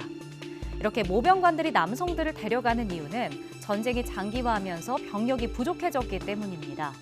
전쟁 초기엔 자발적으로 입대한 남성이 많았지만 지금은 입대자가 줄고 병역 비리까지 기승을 부리고 있습니다. 이에 볼로디미르 젤렌스키 대통령은 징집 기피자 처벌을 강화하고 징집 대상 연령도 25세 이상으로 확대하는 법안에 서명했습니다. 최근엔 죄수까지도 징병하기 시작했습니다. 현재 우크라이나에선 18세에서 60세 사이 남성들은 허가 없이 출국이 금지돼 있지만 징집에 대한 공포가 커지면서 목숨을 걸고 해외로 탈출하는 사례도 잇따르는 것으로 전해지고 있습니다. 이런 상황에서 우크라이나 정부가 내부 급습이라도 하듯 강제 징집에 나선 건 전장 병력 부족 상황이 얼마나 심각한지를 잘 보여줬다는 분석입니다.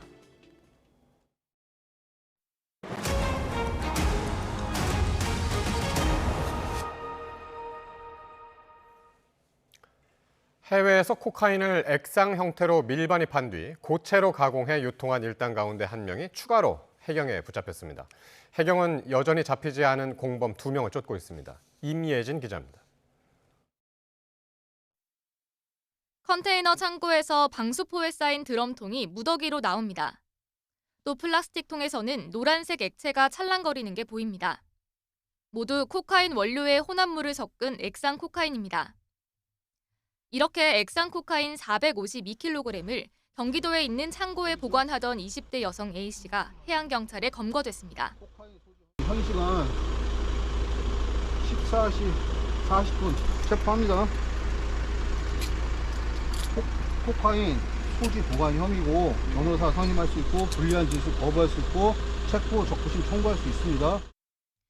A씨는 지난 7월 캐나다 국적 마약 공급책의 부탁을 받고 해외에서 선박을 이용해 밀반입한 액상 코카인을 보관했습니다. 일당은 특유의 냄새를 감추기 위해 코카인을 액체로 들여와 고체로 가공한 뒤 유통하려 했습니다. 탐지견 같은 경우에 냄새를 못 맡는데요. 액체로 해놓으면. 그래서 그런 수법을 썼다라고 진술을 했어요.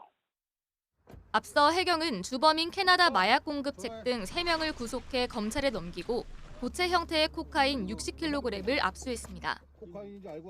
200만 명이 동시에 투약할 수 있는 양으로 시가로는 1,800억 원어치에 달합니다. 또 주범에게 코카인 1kg을 구매해 재판매하려다 검거된 A씨의 남자친구도 액상 코카인 운반과 보관에 가담한 것으로 조사돼 추가 혐의 적용을 검토하고 있습니다. 해경은 A씨를 구속 상태로 검찰에 넘기고 해외로 출국한 콜롬비아 국적 기술자 2명에 대한 체포영장을 발부받아 추적하고 있습니다.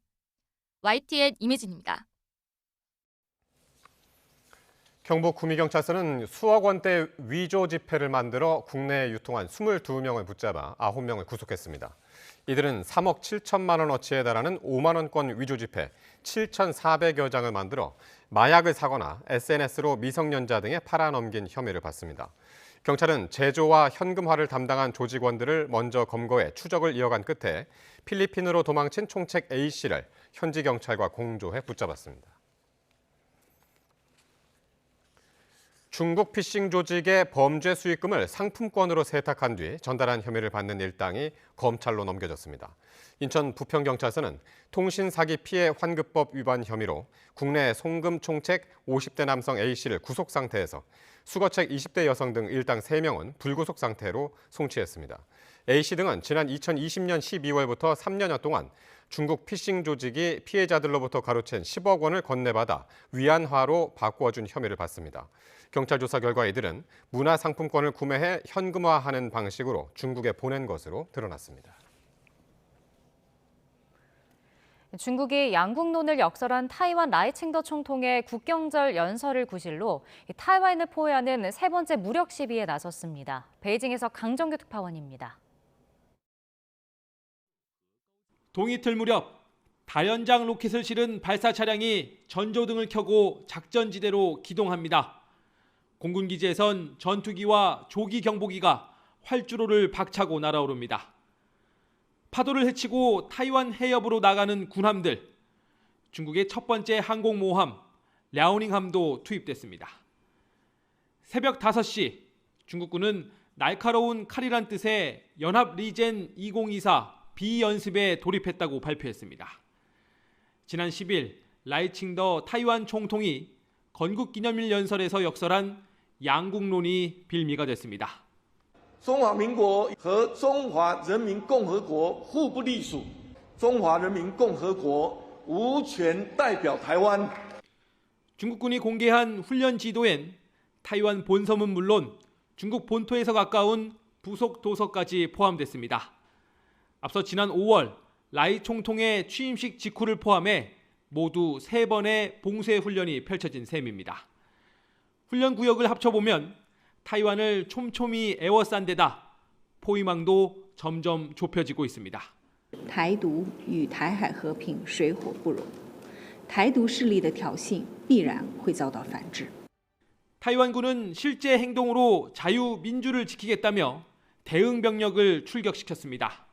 我们的国军针对中国的这个军事威胁一定会有适当的这个处置，那也要请国人安心。 타이완 해협과 한반도에서 동시에 높아지는 군사 긴장에 다음 달 대선을 앞둔 미국도 우려를 표시하며 자제를 촉구했습니다. 베이징에서 YTN 강정규입니다. 올해 노벨 경제학상은 국가는 왜 실패하는가의 저자 등 국가 간 부의 격차를 연구한 학자들에게 돌아갔습니다. 노벨위원회는 미국 매사추세츠 공대 다론 아세모울루와 사이먼 존슨 교수, 시카고대 제임스 로빈슨 교수 등 3명을 올해 경제학상 수상자로 공동 선정했다고 밝혔습니다. 노벨위원회는 국가 간 소득 격차를 줄이는 건 우리 시대 가장 큰 과제 가운데 하나로 수상자들은 이를 달성하기 위한 사회적 제도의 중요성을 입증했다고 설명했습니다. 재보궐선거를 앞두고 부산 금정구에서 여야 신경전이 치열합니다. 여당은 민주당의 실언을 계속 문제 삼았고 야당은 정권 심판운을 띄우며 강하게 맞붙었습니다. 박정현 기자입니다.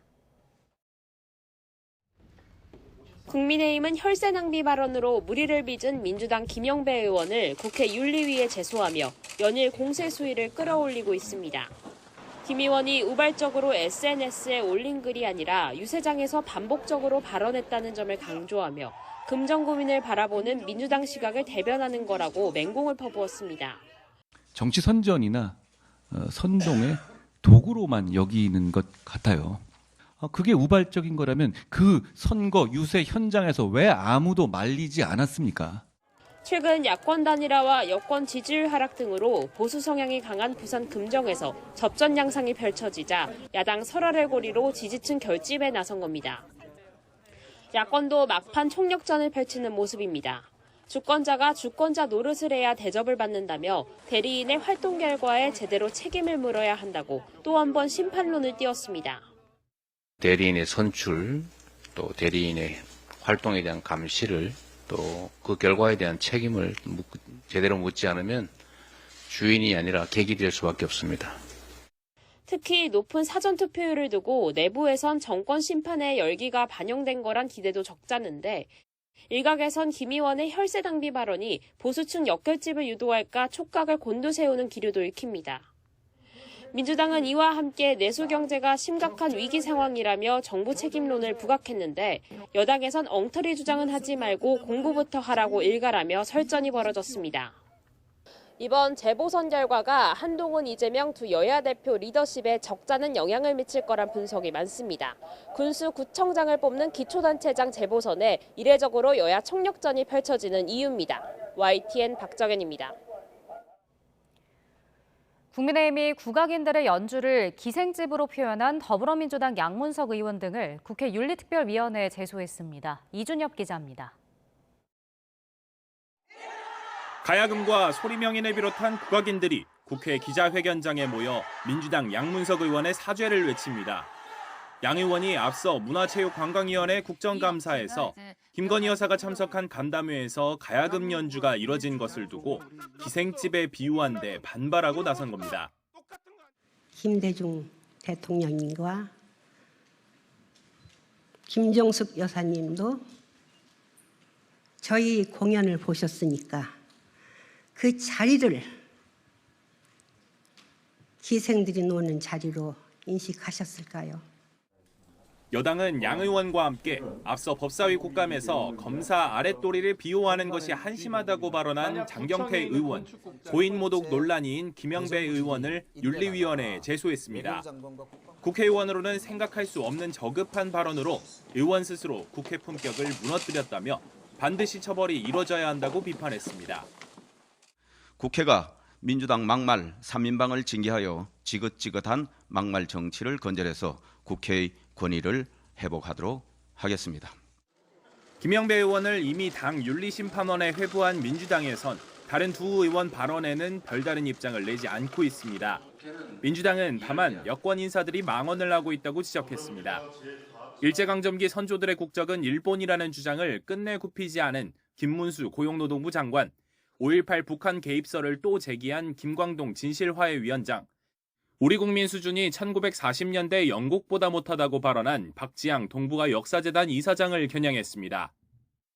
대통령은 국민들이 용납할 수 없는 이런 망언 일삼는 인사들 즉각 파면하시기 바랍니다. 그리고 공식 사과하십시오. 우리 민주당은 역사 부정 세력이 다시는 발을 붙일 수 없도록 관련 법안들을 신속하게 정비하겠습니다. 특히 윤석열 정권의 국가 정체성을 훼손하는 친일 뉴라이트 바이러스가 침투했다며 반국가, 반국민적 언행을 하면 공직에 앉을 수 없도록 입법까지 추진하겠다고 밝혔습니다. 일본 국적이었지. 일본 국민은 통상은 내진을 말하고 우리는 조선족 일본 국적을 부여한 겁니다. 조선족이고요. 끊이지 않는 막말 논란은 국가마저 정쟁에 갇힌 여야 대치 정국의 부작용이라는 평가가 나옵니다.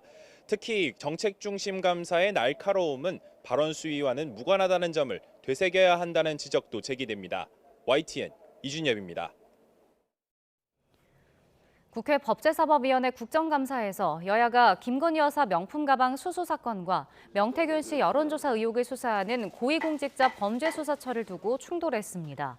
국민의힘 의원들은 공수처 출범 배경이나 수사 편향성 등을 고려할 때 공수처 존속 여부에 의문을 갖게 된다며 공수처는 이제 폐지해야 한다고 주장했습니다.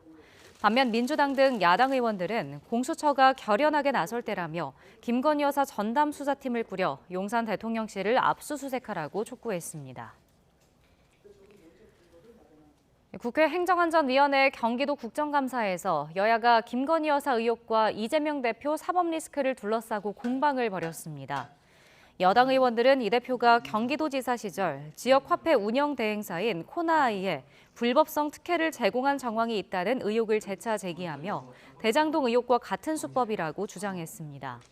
반면 야당 의원들은 김건희 여사의 양평고속도로 특혜 의혹을 두고 대통령 친인척이 연루됐다고 국가사업인 도로 노선이 변경되는 사례를 본 적이 없다며 부끄럽다고 비판했습니다. 아래 직원에게 복권이나 담배 심부름을 시킨 경찰관에게 감봉 처분이 내려졌습니다. 징계받은 경찰은 부당한 조치라며 소송을 냈지만 받아들여지지 않았습니다. 권준수 기자입니다. 서울경찰청 소속 경찰관 A씨는 재작년 12월 성실 의무 위반 등으로 감봉 2개월 처분을 받았습니다. 일선 경찰서 팀장으로 근무하며 아래 직원에게 1등이 많이 나오는 편의점에 들러 로또를 사오라거나 담배를 사오라는 등 반복해서 심부름을 시킨 것으로 조사됐기 때문입니다. 로또 심부름을 맡은 직원이 해당 편의점은 인기가 많아 30분 이상 줄을 서야 하고 상습 주차 단속 구간이라 차를 세울 수 없다며 거절 의사를 밝히기도 했지만 소용없었습니다. 아래 직원이 휴가를 신청했을 때 사전에 대면 보고하지 않았다는 이유로 승인을 거부하는가 하면 불만이 윗선에 보고되자 경찰 조직에서 비밀이 없다며 끝까지 찾아내 가만두지 않겠다고 위협까지 한 것으로 나타났습니다. A씨는 사실과 다르다며 소송을 냈지만 받아들여지지 않았습니다. A씨가 아래 직원에게 내린 지시가 직무 범위를 벗어났고 우월한 지위를 남용해 의무가 아닌 일을 시킨 만큼 징계 처분이 적절하다는 겁니다.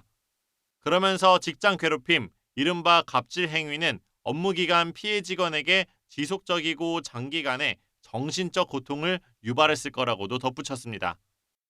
A씨는 재판 내내 아래 직원들이 자발적이고 호의적으로 심부름을 다녀왔을 뿐이고 연가 사용도 부당하게 제한하지 않았다고 주장했지만 결국 징계를 그대로 받게 됐습니다. YTN 권준수입니다. 배드민턴 협회가 안세영의 운동화에 대해 당분간 자율권을 허용하기로 했습니다. 협회는 보도자료를 통해 요넥스와 협의가 완료될 때까지 안세영 선수의 경기와에 한해 한시적이고 제한적이며 예외적인 자율권을 허용하기로 했다고 밝혔습니다. 협회는 파리올림픽 이후 표현된 국민 여론과 안세영 선수의 의견 등을 종합적으로 고려한 조치라고 설명했습니다.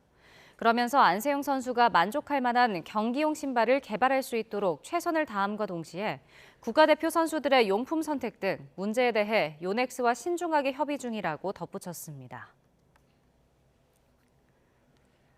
아프리카 돼지열병과 럼피스킨, 조류 인플루엔자 등 가축 전염병이 퍼지자 농가와 방역 당국이 바짝 긴장하고 있습니다. 지환 기자가 보도합니다. 강원도 화천에 있는 돼지 농장입니다. 도심과 뚝 떨어진 외곽, 입구는 철저히 막혔습니다.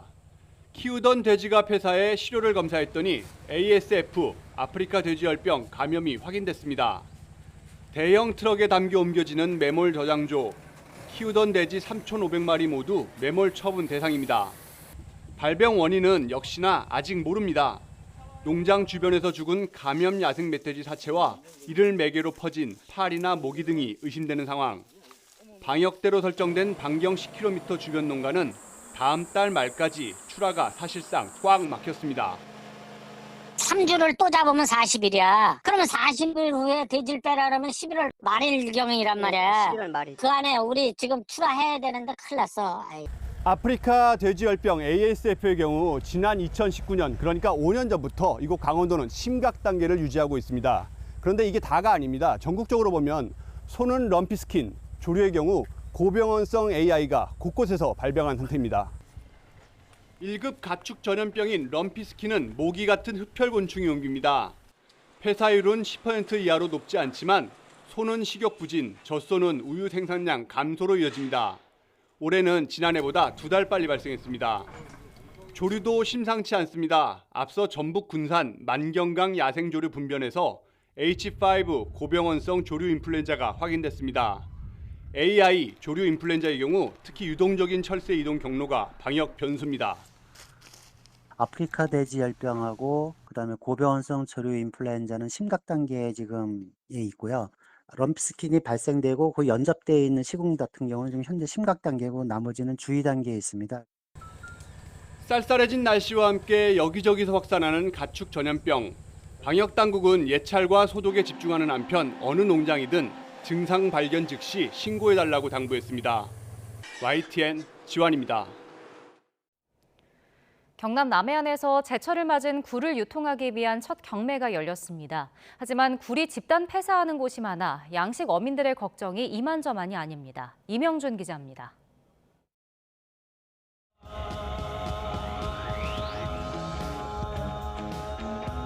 올해 첫 굴 경매 시작 초매식. 한 손에 응찰기를 쥔 중도매인들은 품질 좋은 굴을 선점하기 위해 눈치 싸움을 벌입니다. 굴 초매식이 열렸지만 올해는 지난해와 비교해 수확량이 줄 것으로 예상돼 어황 전망이 밝지 않습니다. 굴이 폐사가 약 한 30-40% 정도 낮지 않나 이런 생각을 하고 계속 지금 발생이 되다 보니까 참 가슴이 아픕니다. 굴 양식장 상황이 어떤지 배를 타고 나가봤습니다. 줄에 딸려 올라온 굴 껍데기를 열어보니 속이 비어 있습니다. 다른 굴을 까봐도 상태는 마찬가지. 제철을 맞아 본격적으로 굴 수확에 나서야 할 어민은 굴 껍데기를 채워야 할 처지입니다. 꿀 어장을 내고 에이타로 하고 있는데 꿀이 100% 다 죽어버렸어요. 이런 폐사는 올해 처음을 다 해봤고 지금 전면 폐사된 거는. 경남에선 고성 등 5개 시군에서 굴 집단 폐사가 나타났습니다. 전체 3,200여 헥타르 가운데 4분의 1가량인 800여 헥타르 면적의 양식장에서 폐사가 발생했습니다. 잠정 집계된 피해 금액은 146억 원 정도. 원인은 고수온이나 산소 부족 물덩어리로 추정되는데 국립수산과학원 등은 원인 조사에 나섰습니다. 합동조사반의 피해 조사가 끝나면 지자체가 피해 어민을 지원할 예정이지만 피해 복구까지는 적잖은 시간이 걸릴 전망이어서 굴 양식장의 어려움은 당분간 계속될 것으로 보입니다. YTN 임영준입니다. 최근 일본 규슈 북부 앞바다의 해수면 온도가 상승하면서 각종 열대어와 열대성 산호가 발견되는 등 바닷속 생태계가 빠르게 변하고 있습니다. 도쿄에서 김세우 특파원이 보도합니다. 기둥 모양의 돌 구조물이 바다 아래까지 이어진 절경으로 유명한 일본 규슈 북부 사가현 앞바다. 10년 사이 바닷속 돌 구조물을 덮었던 해조류들이 거의 사라졌습니다. 最近はもうこの海藻ももうほとんど私が見た感じからすると大体10分の1ぐらいしかないです。 눈에 띄게 늘어난 열대어들이 해조류들을 먹어치웠기 때문입니다. 최근 거의 보이지 않았던 고급 열대어 어종인 다금바리도 쉽게 찾을 수 있습니다. もともとサンゴ礁域、熱帯域に住んでいたような魚種が近年九州近辺あるいは本州の方で増加している。 후쿠오카의 다금바리 수확량은 2012년 408kg에서 재작년 기준 11,500kg으로 10년 사이 3배 가까이 늘었습니다. 다금바리와 친척벌되는 물고기들도 어시장에서 차지하는 비중이 증가하고 있습니다. この数年本当多くなりましたね。こういうものが色のついた赤い魚が多くなりました。 규슈 북부 앞바다를 포함한 동중국해 북부의 바닷물은 과거 100년 동안 평균 1.3도 상승한 것으로 파악됐습니다. 또 열대 어류뿐 아니라 부드럽고 밝은 색깔의 열대성 산호도 어렵지 않게 찾을 수 있습니다. 해수 온도 상승에 따른 바닷속 생태계의 급격한 변화가 가져올 나비 효과와 부작용에 대해 일본 환경 당국이 예의주시하고 있습니다. 도쿄에서 YTN 김세호입니다.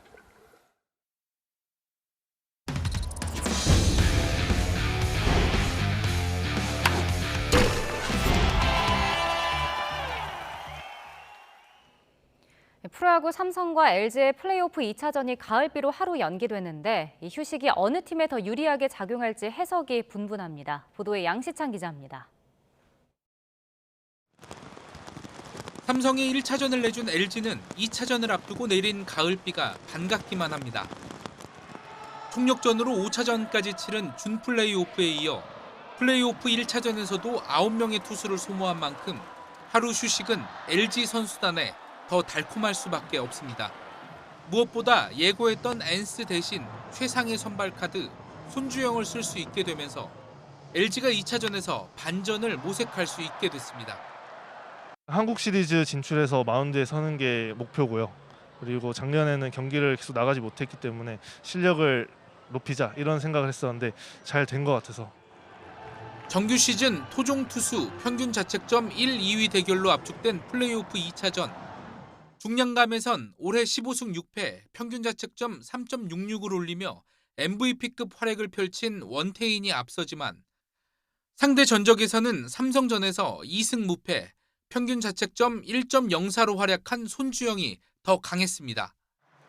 1차전에서 홈런 3방으로 승리를 가져온 삼성은 어지럼증 증상을 보인 팀 주포 구자욱이 하루 더 쉴 수 있는 시간을 벌었고 1선발 레이에스도 사흘이 아닌 나흘 휴식 뒤 4차전에 선발 등판할 수 있게 됐다는 점에서 우천 취소가 나쁘지 않다는 계산입니다.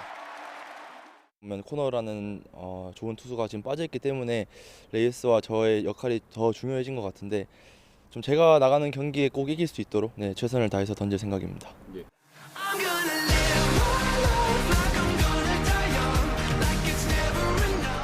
예기치 않은 가을비가 어느 팀에게 더 유리하게 작용할지 팬들의 시선은 2차전에 쏠려 있습니다. YTN 양시창입니다. 내일 홈에서 이라크를 상대로 월드컵 3차 예선을 치르는 홍명보 감독이 요르단전 이후 선수단에 자신감이 생겼다면서 승리를 다짐했습니다. 보도에 김영수 기자입니다. 이라크전을 하루 앞두고 열린 공식 훈련. 긴장한 내색 없이 밝은 표정의 선수들, 몸놀림도 가볍습니다. 악재가 잇따랐던 위기의 중동 원정에서 승점 3점을 챙긴 대표팀은 분위기가 한껏 달아올랐습니다. 요르단전 마치고 나서도 그러고 전체적으로 우리 선수단이 자신감도 조금 생기고 여러 측면에서는 9월 달보다는 훨씬 좋아졌다라고 생각이 들지만 손흥민 빈자리를 채워주길 기대했던 황희찬과 엄지성의 이탈은 여전히 불안한 요소 가운데 하나입니다. 홍명보 감독은 요르단전에서 눈에 띄게 활약한 배준호를 주목했습니다. 미래 자원이라고는 했지만 당장 요르단전에선 이강인과 함께 현재 자원으로 측면에 기용될 가능성이 큽니다. 성장하는 선수지만은 그 성장 속도가 굉장히 빠르다라는 걸 느끼고 있고요. 우리 선수들한테 잘 맞는 옷을 입히는 게 제 역할이거든요. 피파 랭킹 55위인 이라크는 우리보다 한 수 아래로 평가되지만 장신 공격수 후세인의 한 방은 위협적입니다. 대표팀 주장이자 핵심 수비수인 김민재도 이걸 의식하고 있습니다. 공격수지만 좀 끈질기게 좀 끈끈하게 뛰는 선수여서 제공권에서 조금 더 신경을 써야 될 것 같고 경험이 없었던 선수들이랑 이야기를 잘 하면서 현재 우리나라는 골득실에서 앞서 월드컵 3차 예선 B조 1위에 올랐습니다. 이라크를 꺾으면 독주 체제의 기반을 닦을 수 있습니다. 부상 악재가 겹친 상황에서 이번에도 좋은 경기력을 이어간다면 홈 경기장에 쏟아졌던 야유를 응원의 함성으로 바꾸는 반전의 계기가 될 수도 있습니다. YTN 김영수입니다. 부상으로 소속팀 토트넘과 우리 대표팀에서 뛰지 못하고 있는 손흥민 선수가 복귀를 예고했습니다. 손흥민은 자신의 SNS에 트레이닝복과 운동화 차림의 사진과 함께 곧 돌아간다고 짧은 글을 올렸습니다. 지난달 27일 유로파리그 경기 도중 허벅지에 이상을 느낀 손흥민은 이후 경기에 나서지 못하고 치료와 재활에 집중해왔습니다. 직접 복귀를 예고하면서 손흥민은 이르면 오는 19일 웨스트햄과의 프리미어리그 경기에서 돌아올 것으로 전망됩니다. 케냐의 루스 체푼게티가 여자 마라톤에서 2시간 10분 벽을 깨고 세계 신기록을 작성했습니다. 체푼게티는 미국 시카고 마라톤에서 2시간 9분 56초의 결승선을 통과해 기존 세계 기록을 1분 57초 앞당겼습니다. 여자 마라톤에선 지난 2001년 일본의 다카하시가 처음으로 2시간 20분 벽을 돌파한 이후 23년 만에 2시간 10분 벽이 깨졌습니다.